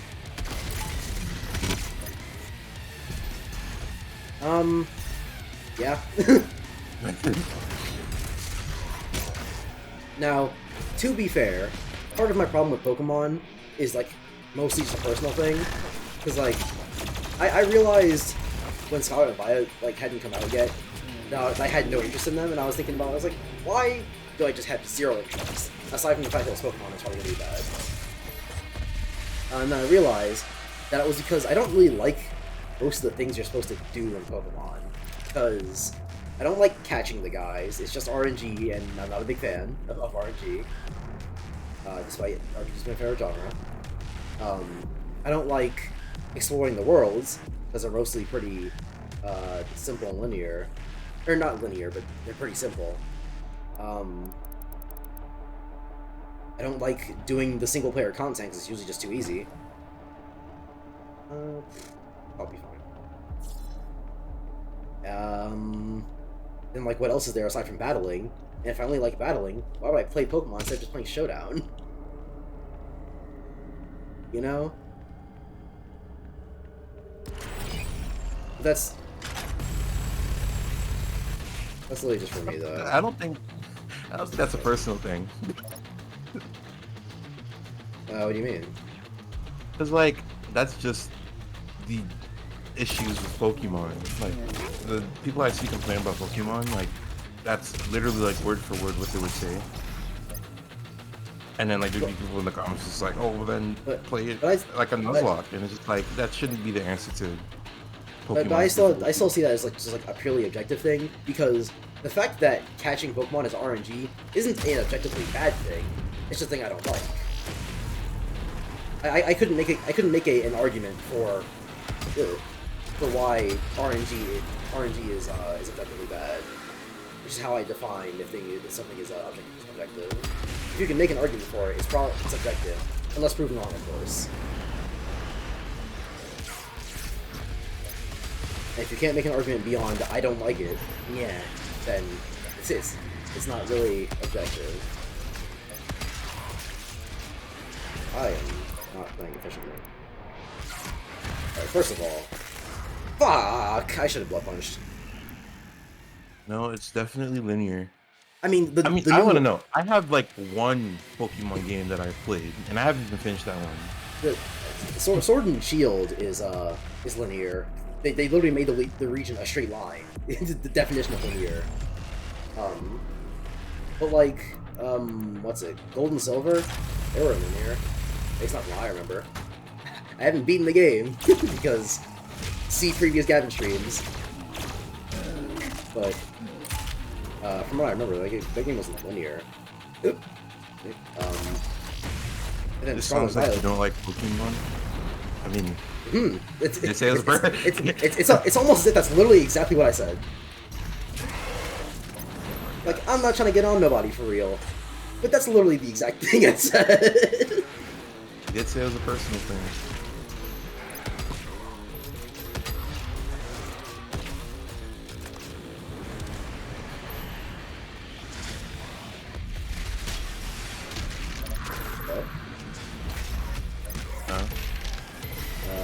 Or not you, just geometry again. I was glitched out.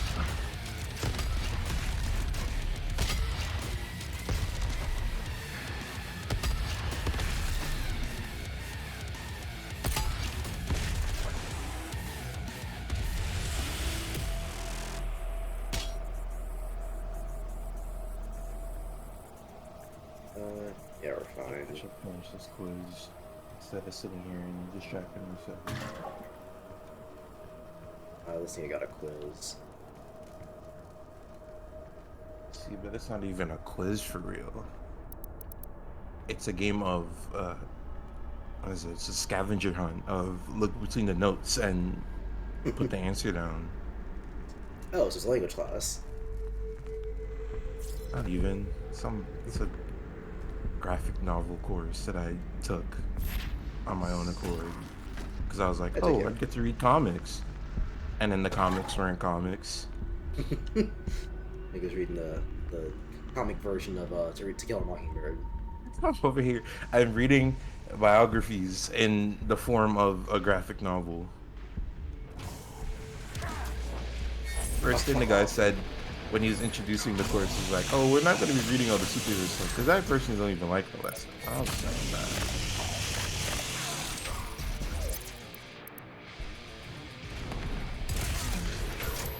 And then, like the third class in, he was talking about One Piece.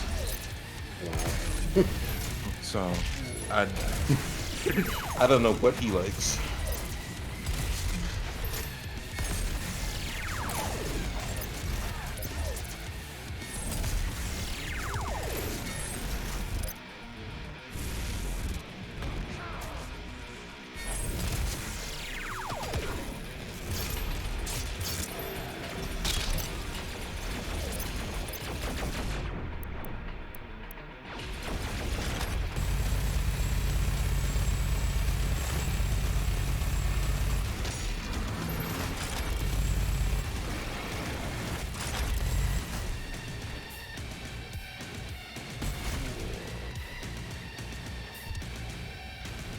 Who's left?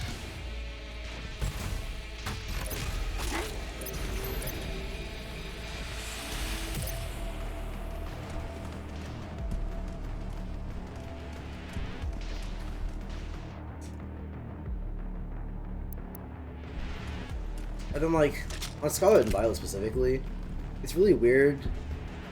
Was it you I mentioned it too, where people are, like, weirdly obsessed with open world games?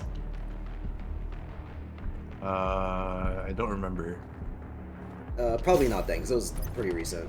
So, I feel like people have a strange fascination with games being open world, where it's like, oh, if a game's open world, it's basically a guaranteed a good game to some people.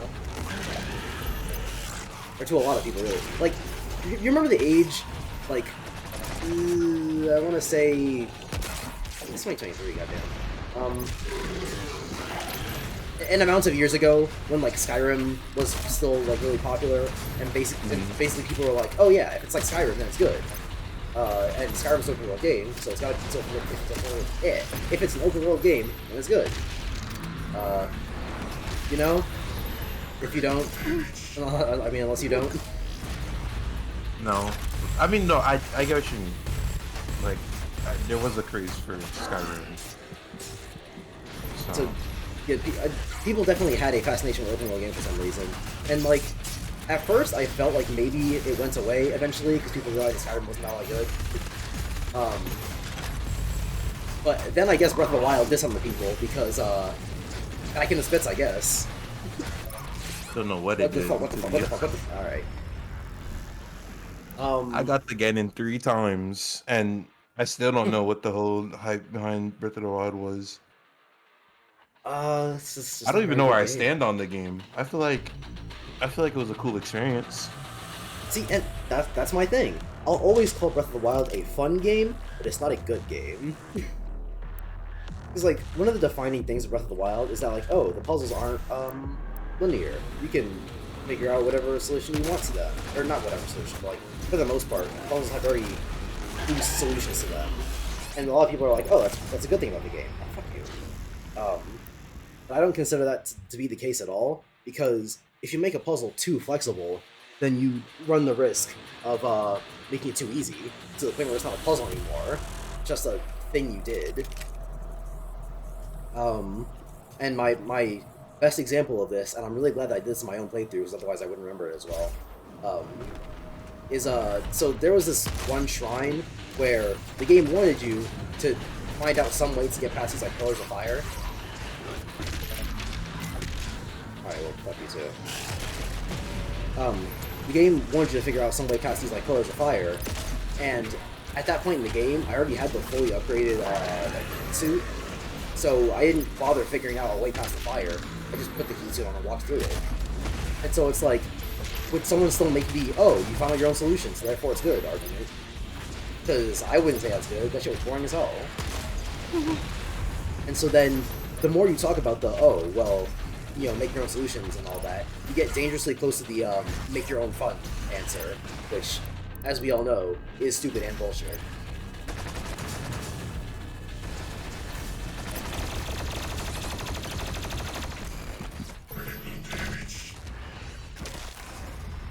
I was kind of hoping he would die to a blood punch, if I even had one, which I don't think I did. That's a really good point, because I've never struggled with any of the shrines. Like, I've never had to think. I've never had to think about like what to do with the shrines. And then I was like watching a podcast, and like this one was like it was fairly old. So like they were, for some reason, the reason they were talking about Breath of the Wild was weird. But they were like, oh, they're like, oh, how many times did you have to go to YouTube for help on shrines? And I was just like, you had to do that? The answer is never, question mark? I was like, you had to do that? And then like the guy who was talking to, like at first was just like, oh, like no, I haven't really done any of that. And then he opened up and was like, yeah, I try almost every single one. And I was like, how? Me and I suck at video games, though. Like, I don't have the mental capacity of like Professor X, but some puzzles were barely puzzles. Part of the reason the fucking main dungeons were so disappointing in Breath of the Wild is because they don't have like any good puzzles in them.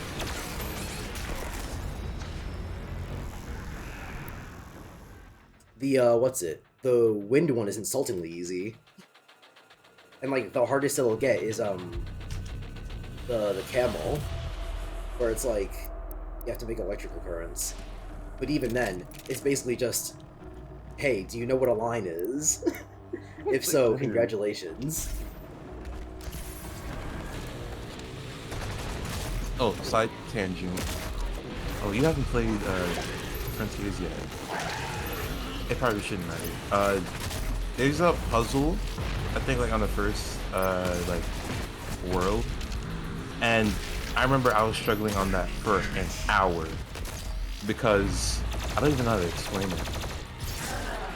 There's like a bunch of pillars, and you have to like, okay, there's a bunch of pillars and you could turn them, but turning one turns like another one that has a light like coming out of it, and you have to form a shape with like 4 of the pillars that you could turn.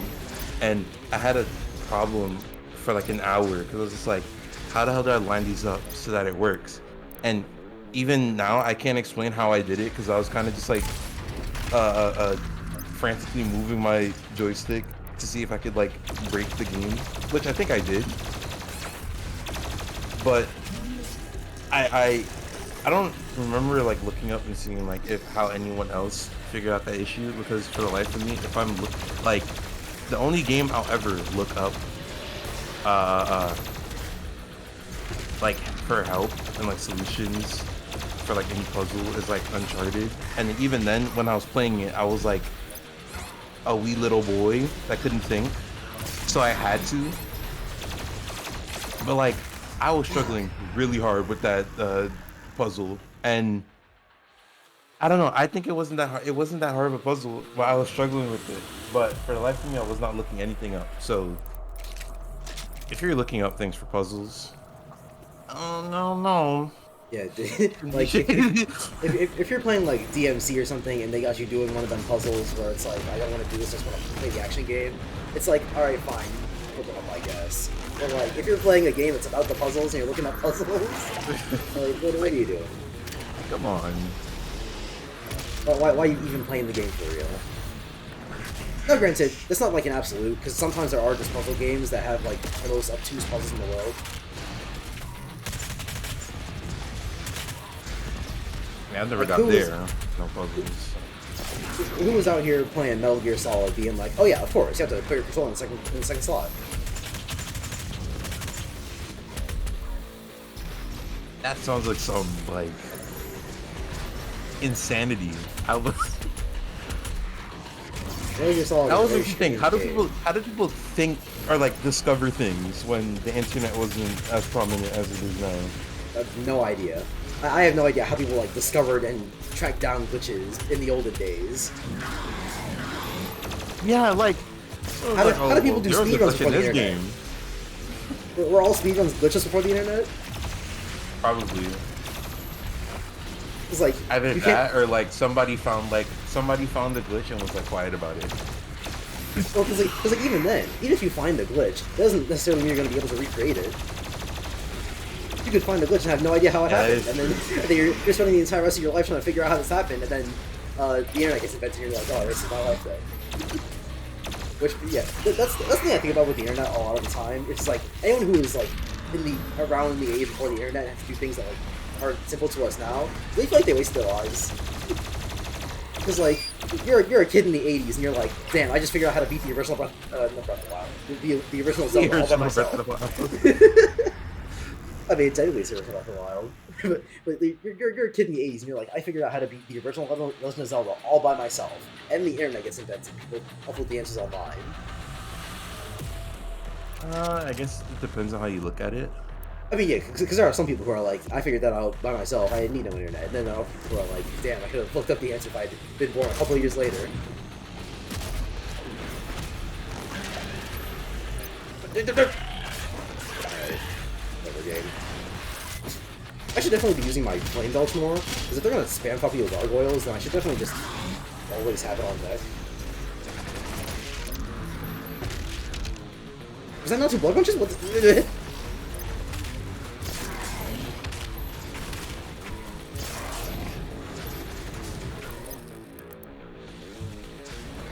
Whatever, dude. What freaking ever.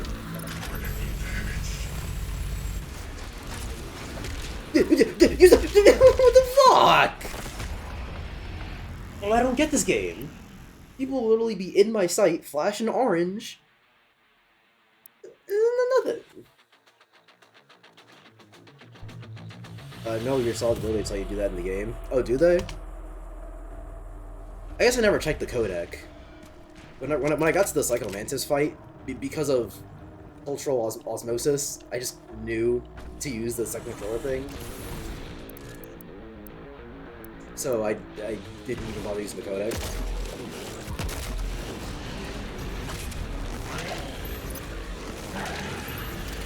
So I guess if they do tell you, then fuck me. Bad example, but the point of there are obtuse puzzle games still stands. It might not have been the game I particularly used as an example, but they do exist.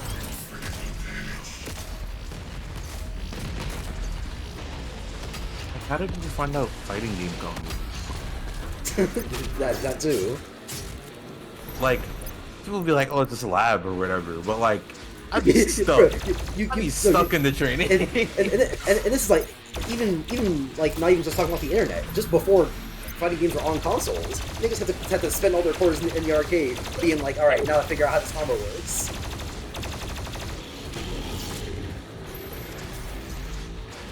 Like $3 in quarters trying to figure out how to do a low kick into a high kick or something. What if you just had bad execution and the combo was like actually worth using, but like because your horrible execution, you thought the combo was bad. Or there's not even execution, because again, there's no training mode, so you have to practice these combos in like the CPUs in the story mode or whatever. So what if it's a combo that works under a certain condition, like if the enemy is jumping or whatever, but you can never get them to jump. You can never get them to or if it just works on heavier characters and not light characters. Like there's so combos have so many like things attached to it in the background that like just knowing a combo, fuck you. I'm just gonna all the things that it needs. I've been kind of trying to avoid using the chainsaw in this fight because I don't want to be stuck without a instant kill enemy on summoning flame belt or chainsaw or health steal. But yeah, I don't know the music.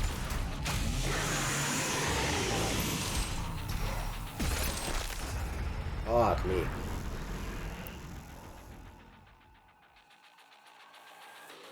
There's probably some fighting game elitist that doesn't use the sleep.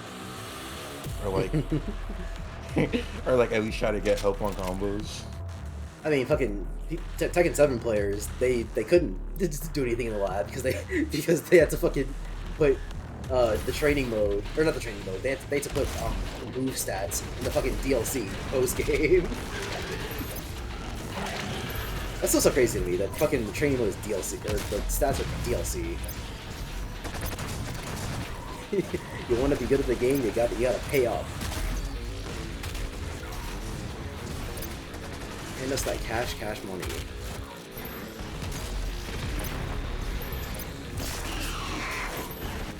Fuck off.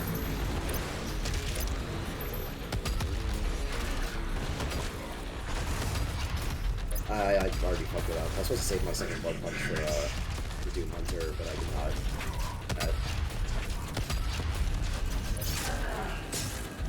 A tad stuff between a rock and a hard place, especially when you're actually off a fucking ledge.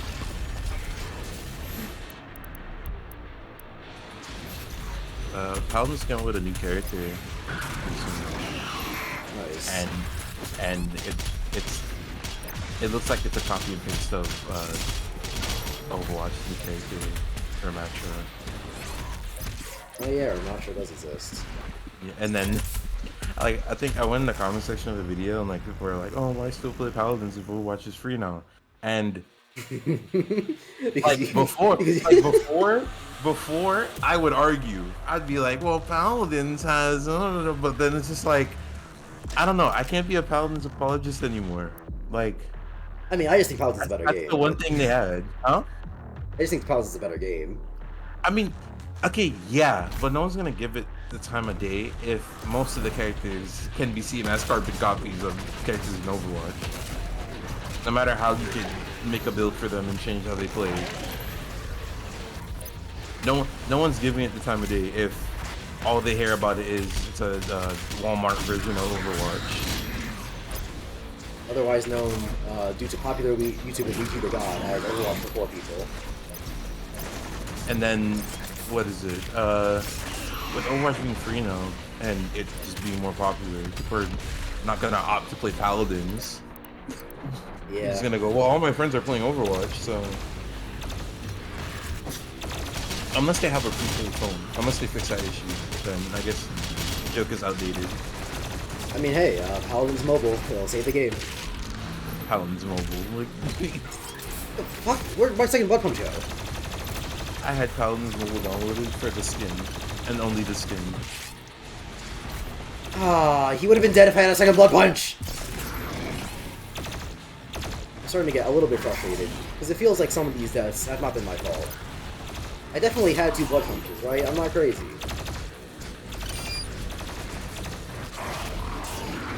Then I got to thinking, like, let's say someone completely new to PC gaming, like in general, had the choice of playing Paladins or Overwatch. If you actually did give them a chance, Overwatch just starts you off at a better point. Does it? I don't know. Because, like, you at least have all the characters when you start in Overwatch. Like, well, now, one of the new, like, a new character is in a battle pass. That is an issue, but well, we're not going to talk about that. Aren't the new characters still, like, if you don't have them, you don't have them? Like, you can only play, at least in Season 1. I don't know if they made a change in Season 2, but in Season 1, you couldn't play Kiriko or the other two if you didn't have Overwatch 1. I'm gonna have to look it up, but I doubt they stay locked, because then that means that if you miss that battle pass, you can't get the character. So I feel like they either give, I don't know. I'd have to look it up. Yeah, I guess so. That's a good point, actually. If they weren't in the next battle pass, then... Because then, like, what the hell do you do? Someone's like, oh, can you switch to Kiriko? And it's like, oh, well, I didn't play in Season 1. Bro, so Ramatra, we need the counter. Ooh. I didn't play in Season 1. I didn't play, like, that'd be a crazy reason to pull out in rank. But yeah. And then like with Paladins, the new player experience, you have like 6 characters to choose from, and then like 1 free character that rotates every week. Yeah. And then you have to like work to get a new character that's worthwhile. Because like yeah, you could just try to fill out like how many characters you have, with like behind the older characters, which like they cost less. But then the newer characters just play better, which is like a high-risk trait where like a new character will come out and just be like another character but like rework. So there's no use in buying any of the older characters. So then you're either forced to buy some like character pack, which I think they have, so you can have all the characters, or you spend like half of your life trying to get all the characters through playing the game. And then I heard that the servers are in a rough spot right now where like they're kicking you out of games and then you can't log back in without having to close the game again and then reopen it. And then people are getting banned for like no reason. And then matchmaking sucks because you're getting like placed against people that are like at the highest. Is there really back here? What the fuck? Oh my god. Crazy. But yeah, you're getting like a newer player would get like put with someone that's like, at a higher tier, like in rank of the game. So then it's like it's gonna be a bad experience for any new players. There's really no way for me to be like, oh, you should play Paladins, because like yeah, there's a good game under all the rubble, but you gotta clear the rubble first. At least for Overwatch, you could get into it, and whether or not good or bad game, you could have a good experience with the game because all the characters are there, and like it's popular, so you have a better time getting into the match. So right now, there's really no point to going to play Paladins. There's no point trying to convince people to play Paladins. Well, yeah. So as much as I don't want to agree with the people that just ask the question because Overwatch is popular, not because they actually have an opinion on how Paladins is, I have to agree with them. There's really no point to convincing someone to play Paladins over Overwatch. At least the thing that Paladins had over Overwatch at some point was that the one was free and one you have to pay $20 for. Yeah, I'll give it to Blizzard. The two things they're good at is sexual assault and making money. So they knew what to do.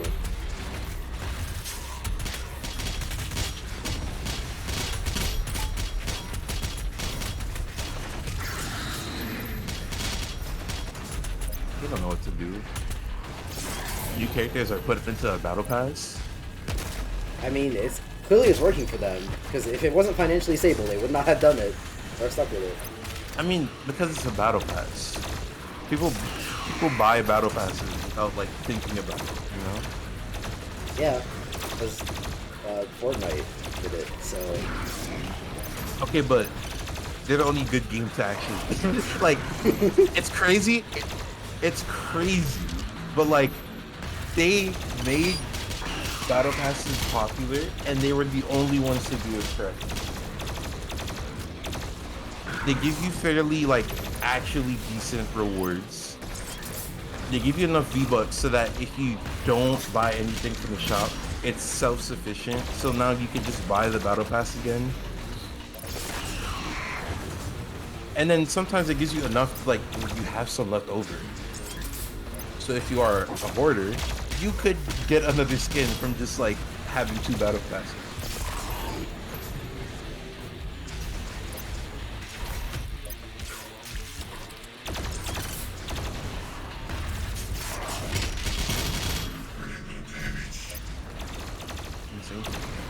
Fortnite stay up. by the way, it might seem a little bit confusing to anybody why I've been running in circles going gargoyles over and over again. I'm trying to build up my health and armor to a point where I can not have to worry about the next fight. Which gets really annoying because I'm just gonna be watching this for a while. But I wouldn't do it if the game didn't let me.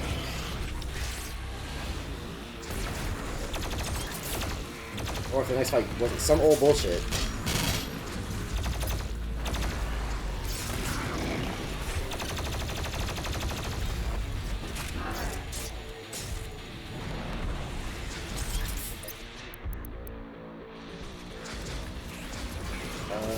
I don't want to use this until I'm sure that these have spawned. I don't know if they have, so I'm just gonna say fuck them. Good, cool. I do need ammo. I probably should have done that to the gargoyles now that I think about it. Ah, whoops.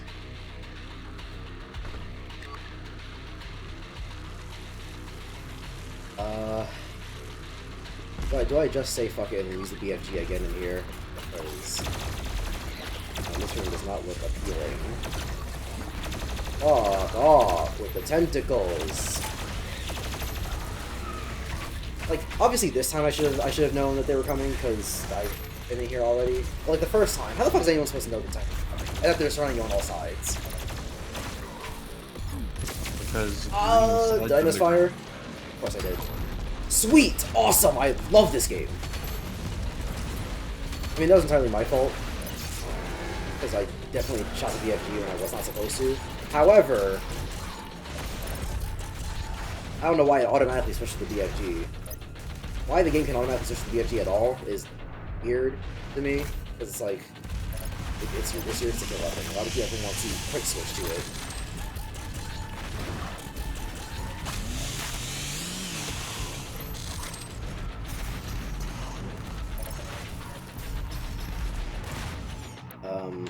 Am I crazy? These guys have not been giving me, like, any help.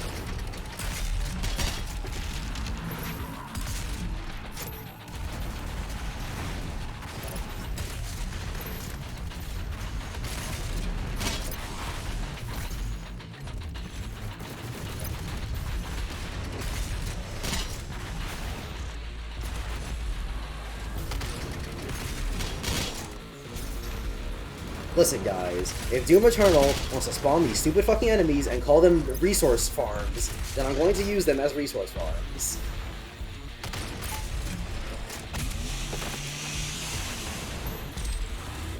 Are you still trying to get, like, ammo right now? Different room, but same idea.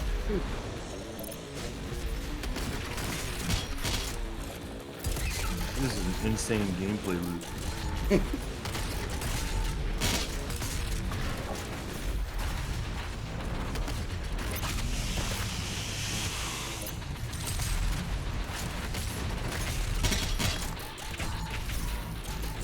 Alright, now I'll fight you. And I've sufficiently grinded.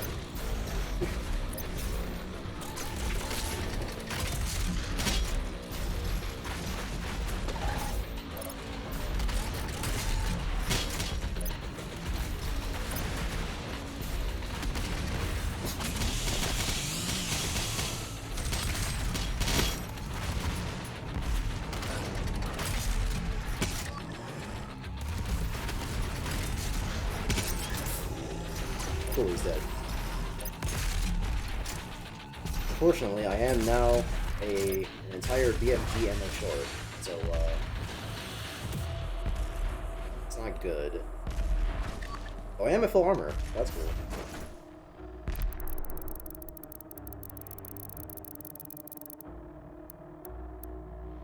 Right then. There are going to be tentacles in here. This game likes to put invisible tentacles a lot of the place. A lot of the place? Yeah.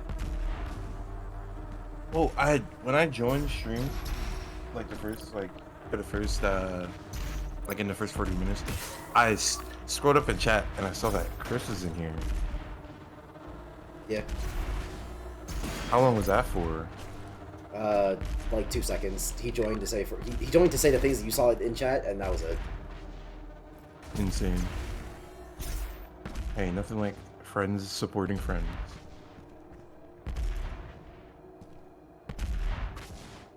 Yeah, there's something there. Don't be afraid. What's Your soul has been Oh fuck! consumed. Your fear will cease I to jump scared exist. by Claymore Montel. Speaking of jump scares, Five Nights at Freddy's Security Breach? What's up with that? Bridging the gap between humanity and the mascot horrors horrors, of am I right? Oh, Mascot Horrors, am I right? That does really sum it all up, really. Wait, no, I don't want to grab that yet. I almost made a really bad decision. I mean, Oh, fuck off with this game! I'm just sick of your shit. FNAF Freddy is the only good one if you ever do it. Yeah? And surprisingly early, too. Because, like, FNAF 1, pretty good game. Need more radiation. Brr. Oh my god, I fucking hate you. This is an example of bad enemy comp, enemy placement. Because what is the challenge to the radiation in this room? I submit jack shit. Because the radiation is in here somewhere. I just don't know where it is. I didn't find it in time. Had I done so, this would not be a problem that I have to deal with. Oh, look around. You have eyes. I can't look around though, because if it's in an area with radiation, if I step on it, I'm gonna take damage.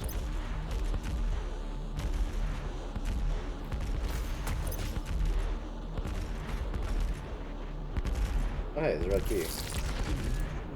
You now have access to the heart chamber. Thanks, Vega.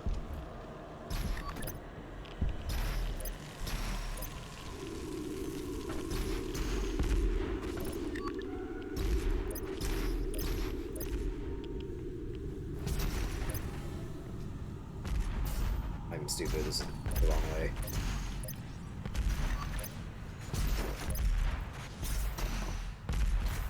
I hate how sprinting kills your momentum on this thing.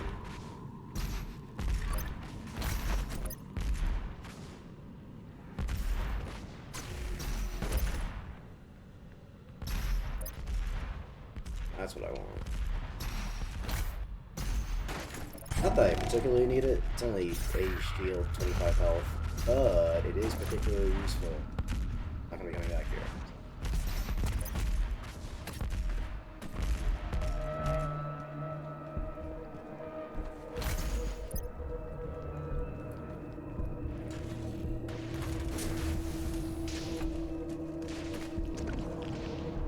Ah, right. Swimming. I forgot that was a thing in this game. Oh, you're fucking with me. You're sucking my cock. I mean, where else would tentacles be though? Was that room even for anything, or was that just for the fucking sentinel armor? 'Cause I legit lost. I lost health because of that. So fuck me, I guess. Where am I going? The heart chamber. Here.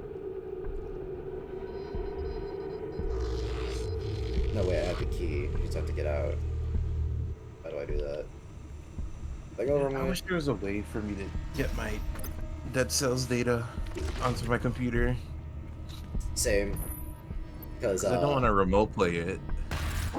The generator But is like, fucking- I know I could just speed run to the boss and get the boss skill back, but it's just unlocking all the weapons again. Yeah, it's just the weapons is the problem. Because, like, I love Dead Cells, and I love playing Dead Cells, but motherfucker, I have that shit on Switch, where the frame rate is... Well, it's a Switch game, you know? So don't need The to spend frame that rate much is in depth. bad on Switch for Dead It's Cells? the Switch! But like, it's Dead Cells. You can't run anything. And Dead You can Cells... play on a phone. Dead Cells is on the phone. You can download Dead Cells from your local app store.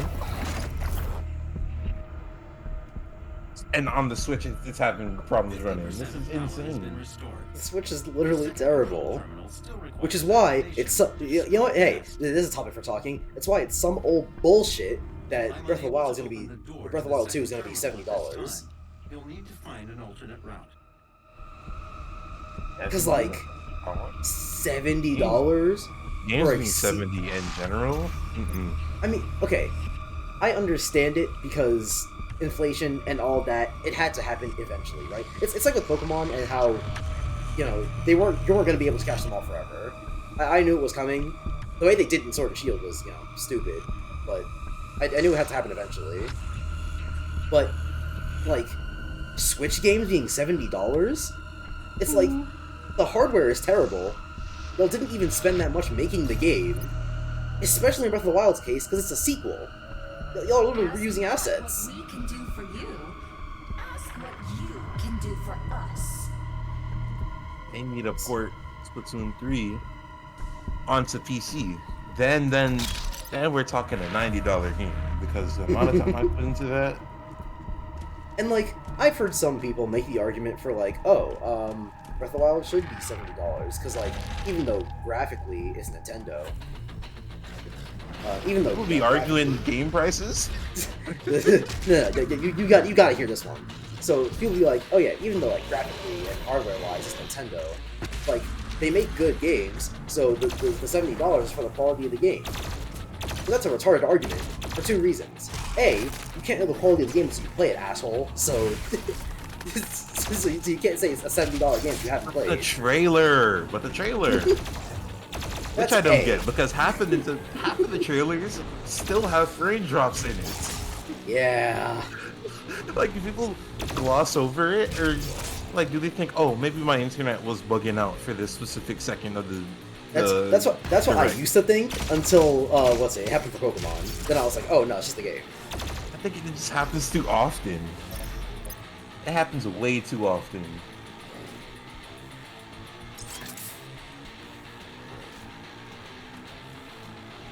Hello? What am I supposed to do? Am I going schizophrenic? But arguing game prices is nuts. Oh yeah, so that's the price thing is a retarded argument for a couple of reasons. The first being the thing I just said. The other being, if we're going to say that, oh, the quality of the game determines the game's price, then shouldn't, like, most games be $100,000? Because if we're going to say that the quality is what determines the game price, then Mother 3 is a $200 game. But I know that no one's about to be out here paying $200 for a Game Boy game, so don't make that argument. Especially since these will be the same people that see games being resold on eBay for like $2,000, and they're like, this is so corrupt. Why are people doing this? And it's like, oh, I don't know, because the game is a really good game. And they don't want you to pirate the game or play the game through other means. Like, if we're gonna say the quality correlates to the price, oh fuck off. If we're gonna say the quality correlates to the price of the game, then all those eBay sellers selling games for $200,000, they're in the right. If the game is that good, then it should be selling for $200,000. If you only. But no one's gonna make that argument, so don't do it. Just stop talking, you know? Just shut your mouth and kill yourself. They gripping on Minecraft.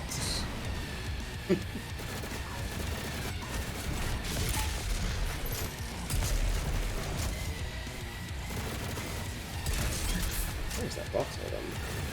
I assume it just hasn't spawned yet, because it's happened earlier, where it was like, hey, fight a bunch of buff totem enemies, but we're not gonna give you the buff totem, but fight them. It kind of goes against the point of the buff totem to me, but like, whatever. I get it, they want you to fight stronger enemies, except stronger in big heavy quotation marks, because most of the guys I've been fighting so far have been zombies and whatnot. Oh, is that like an actual normal Mancubus? Fucking.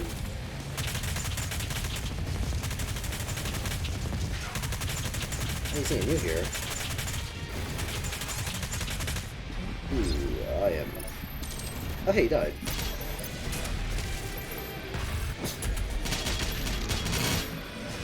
Now, where is that buff totem?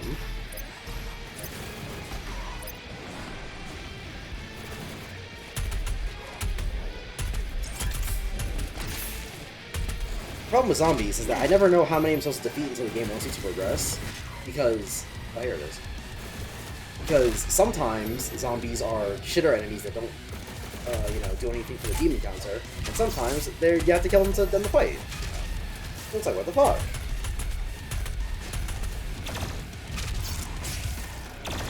It's almost as if having an infinitely respawning enemy might have been detrimental to the game in some aspects, but that's just me.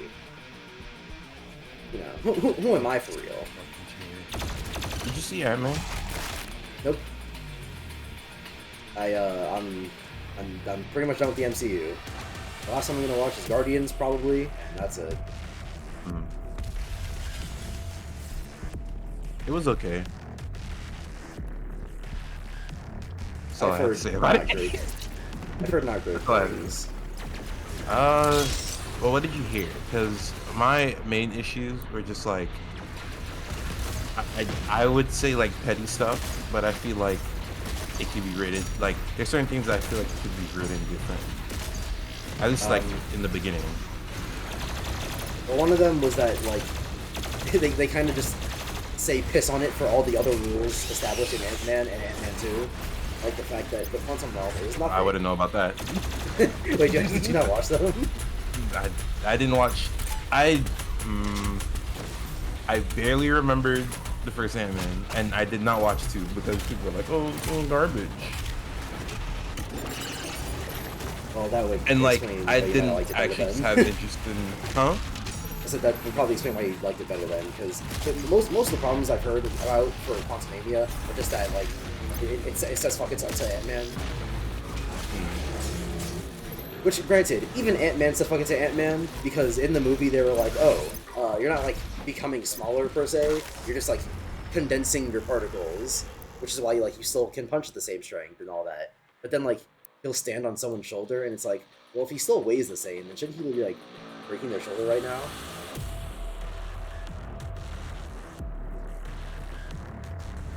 But whatever. Consistency isn't like something that consistency isn't the strong point of Marvel, you know.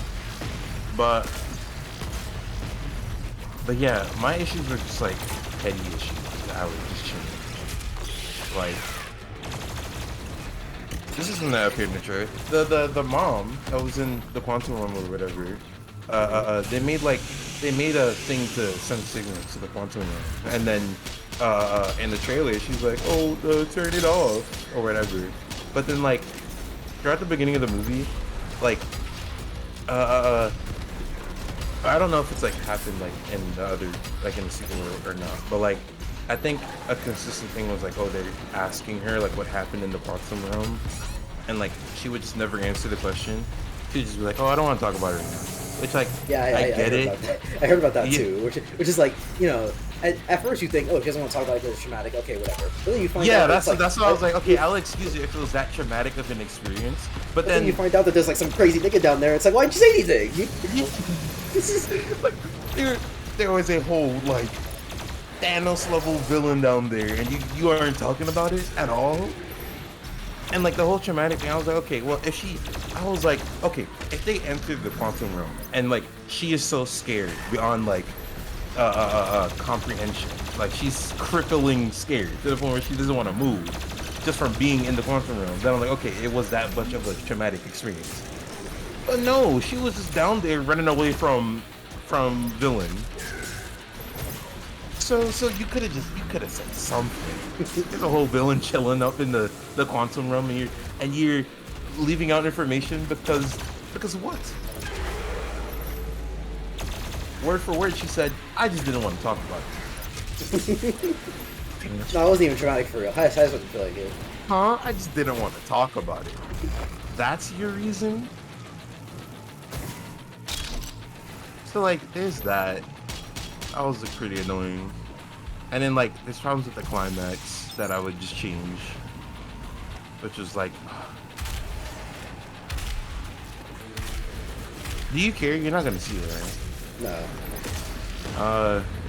For anyone that cares, leave. I don't know. So they're fighting Kang or whatever, and like, from what we understand, because I didn't watch Loki, so I don't know like if you showcase any of his powers in Loki. But from what they showcase in the movie, like he can quite literally just like evaporate people. And I don't know why he wouldn't just do that immediately with like Ant-Man. But like the whole thing for me was like, okay, I would excuse it because he was using Ant-Man in the first place to like get what he wanted, so that he could leave the quantum realm. So then that's why he would leave them there. And then with him having the tool that he needed to leave, like leaving them helpless in the quantum realm is just a villain thing to do. So I was willing to excuse it. But then they started like a revolution and like a riot, and they're fighting Kang. And like he gets angry and he's like evaporating people like around him, and they start fighting him. And my initial thought was like, why make a villain so powerful if you're not just gonna, like, they have the easy solution. Why not just kill them right there, right then and there? They're stopping you from leaving the quantum realm, and instead of just killing them so you can get back to what you were doing, you're entertaining a fight. Kill them, and then he's winning the fight. They're like, they're like gasping for air because like he's like demolishing them, and he's you know, typical villain monologue about who he is, and then he says, you know, because comedy has to exist, he's like, you guys talk to a bunch of ants, and then I probably should explain this, but like when they went to the quantum realm, they brought like a bunch of ants that they were working on with them because they were just in the same room. And those ants in the time it took for them to have all their like interactions with Kang, the ants were able to make a like society, and it's a, I don't remember what word they used, but I think they were like, it was either they used I think it was socialist. I think that's what they I think they typically said, oh, it's a socialist society. They made a socialist society or something like that, and I was just like, wow. I was like, wow, social commentary. I'm like, whoa, the ants made socialism? I guess they had it right then. I was like, wow, this is social commentary at its finest. Like they couldn't have spelled it out like, and that's the thing too. I'll get to that after this though. But so like the ants are prominent characters. So in the final fight, Kang goes like, I'm Kang, and I'm all powerful, and you guys talk to ants. You're so stupid. And then we hear like rumbling, and then like they all turn around, you know, typical like, what's going on, turn around. And then like all the ants are like rampaging towards them. And then instead of him evaporating everything in the vicinity, he puts up a shield for himself because the answer that. Oh yeah, I did see that one where it's like, what the fuck? Bro has to put up a shield for the ants. Yeah, like he just puts up a shield for the ants, and then MODOK has a change of heart because like. Oh yeah, I saw the whole like the scene you're talking about. I saw the whole thing. Yeah, fucking MODOK. Yeah, and then it's just like sucks. And then it's just like, he could have won. So then he gets defeated by ants. And I'm just like, he can't be all powerful. And then you have him get ran over by ants. To get ran over by ants. You can't have him get ran over by ants. And it was so bad that it ruined all his tech. To get hit by a drive-by. Like, is that not crazy? He got ran over by ants, and it was so bad to the point where it ruined his tech for the like final fight between him and Ant-Man. And Ant-Man's getting like beat the fuck up, like completely. And like they open the portal to get back to Earth, and the portal's just like sitting in the middle of the room. And instead of him, like at first he made an effort to actually run towards the portal, I think. But then he got knocked away from it. So then that's what started the fight. But then Ant-Man's getting like rough, like, bro, he's getting fucked all the way up. Like, bleeding through his nose, he's spitting out teeth. And like, instead of Kang like leaving him there so he can run to the portal, because from what we know, it's up for a limited time, he just continues to watch him on the ground as he's like bleeding out, like because of how bad this fight is. And I'm just like, I get you're a villain. I get you're a villain. Do villain things, but leave. Your whole goal was to leave the quantum realm. You didn't want to be stuck there in the first place. Niggas will talk You got all this banished smack there. about like, this is my ultimate goal. I need to achieve this no matter what. And then they'll be about to achieve it and be like, but you know what? But I want to see him die though. How badly do I need it, you know? Just leave. But then, I don't know what happens. I don't know if like the portal like makes a sound, but then he finally comes to his senses and it's like runs towards it. But then girl comes through the portal, like shoots at him, and then like they fight a little bit, and then he,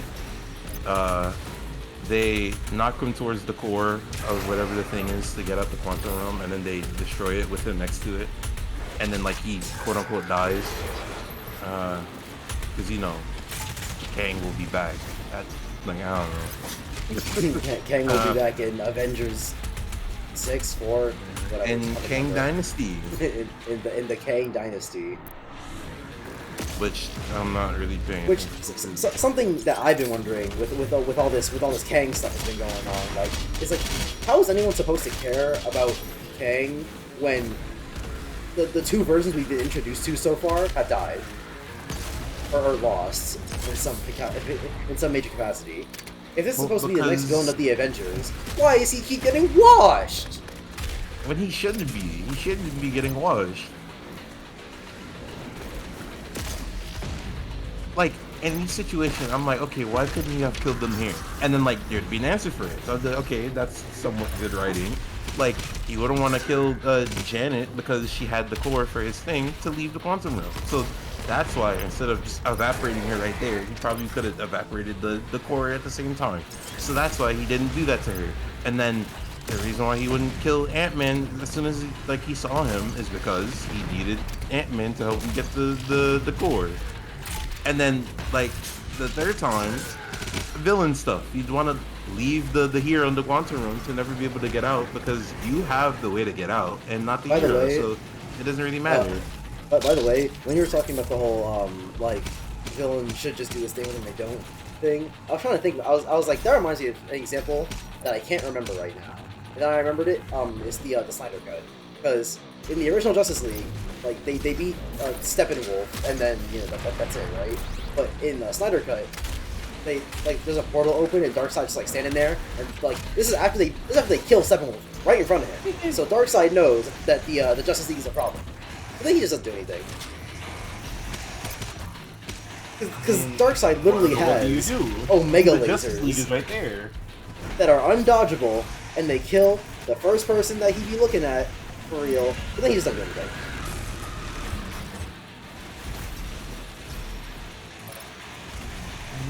What do you do? The heroes are there. They have to stay alive. How else would we root for? Fuck, I panicked. So yeah, it's like, why make a villain all-powerful if the solution, as a villain, if I'm a villain, and I know these pesky heroes are messing up my plans, and I know I could for sure kill them, I'm killing them as soon as I see them. Like, I don't think it should come into question. Like, unless you're one of those, like, comic book nerd turned villain type villains. Like, that's the only reason why you'd be like, well, I want the hero alive so I can fulfill my fantasy or whatever. By the way, other than that, like, what are you keeping the hero alive for? Remember when I told you earlier about how these chairs don't have armrests? My arm's starting to hurt because I've been playing this for a while. I just can't. No armrest. I can't understand not having an armrest. Save money, I guess. I don't know. Save money. You're at college. You're actively getting money from people. You could use a little bit more to get some better chairs. But yeah, like, and then I thought back and I was like, did they do that with Thanos? I'm just like, well, Thanos was washing every single person. Like, he was washing them. And he got what he wanted and won. So I was like, okay, well, I can't really use Thanos as an example. But like, I just don't understand writing a villain that quite literally is just God, and then them going like, well, he's not gonna kill the superhero. Like, kill him. And like the only thing I could think is like, oh well, they need the hero alive for the movie, That's a meta and reason. and yeah, like so that's not like a part of the writing. That's just like, oh well, obviously it's a movie about the hero. But I just hate that. And then like him getting ran over by ants just like ruined the whole movie for me. Like even if it was an okay watching experience, like it kind of just ruined the movie for me. And like what it I immediately got took out the movie like when Janet over here is making like the oh my god. Okay, so everyone's asking her like, "Oh, what's wrong with the quantum realm? What's in the quantum realm? Why are you like why are you not talking about the quantum realm?" And she's like, "Oh, well, I don't want to talk about it." And then we get into the quantum realm, and they're like, "Okay, why are we here?" And then or they're like, "Oh, where are we? Why are we here? What's going on? What's that thing that was looking for us? Like, what? Like, come on, like, why aren't you explaining anything?" She's like, "I have to go find a friend first." She finds a friend she finds the friend, and then we're like, okay, now she's gonna explain what's going on. And then she finds the friend, and the friend doesn't explain anything, but gives us more cryptic, like, uh, uh, uh parts of the script where the friend's like, oh, you don't know what happened down here? Come on, Yeah, you Janet. you Why you didn't you don't tell wanna you everyone don't wanna what fuck with happened down here? him. You wanna know what he's all about. You it's all your fault what's going on down here, if we're gonna be honest. Like you Like and him, you didn't talk about him. Come on. for Why for didn't you as talk about him? He's very important. Come on. for as much as Cinema Sin sucks, as we all know, uh, props to them for inventing the pronoun game and pointing out that this thing happens in like so many movies where people would just be Why? like, yeah, you know, him, You the know him. thing, the thing that happened, you know, back then. That guy, he's very him. Oh, You don't want to mess with him. And it's just like who oh, is him? that guy, he's on a whole nother level. I don't even want to explain. That's how crazy it is. It's like, bro. Like gatekeeping in TikTok comments. Like, like, like, why is it here? Why? And this is like we're like halfway into the movie now, and then she explains what happened in the quantum realm that she was scared about. And then like I just hate the excuse of I just didn't want to talk about it. I didn't want to think about it anymore. But like it's crazy. That's like knowing about COVID and not saying anything. Bro, but COVID was so scary. I don't want to bring up the bad memories. That's like getting a zombie bite and then waiting till like a week later. Like I don't know how long a zombie bite could like makes you turn into a zombie or whatever. But like if it took like a month, that's like waiting until the last week of a month to be like, well, guys, you remember Monday? You remember Monday, March 2nd? I got bit that day. Like Like if you're gonna hide the bite, take that shit to the grave. Don't hide it and then like last minute be like, well, you know, I was gonna say something, but. And then your explanation is, I just didn't feel like talking about it. I didn't really feel like it, you know? Like, no! No, I don't know, in fact. And, like, it wouldn't be a problem if she explained immediately as they got into the quantum realm, or at least, like, gave them something to work on. Because I feel like they would still try to do stuff with the quantum realm, regardless of her saying,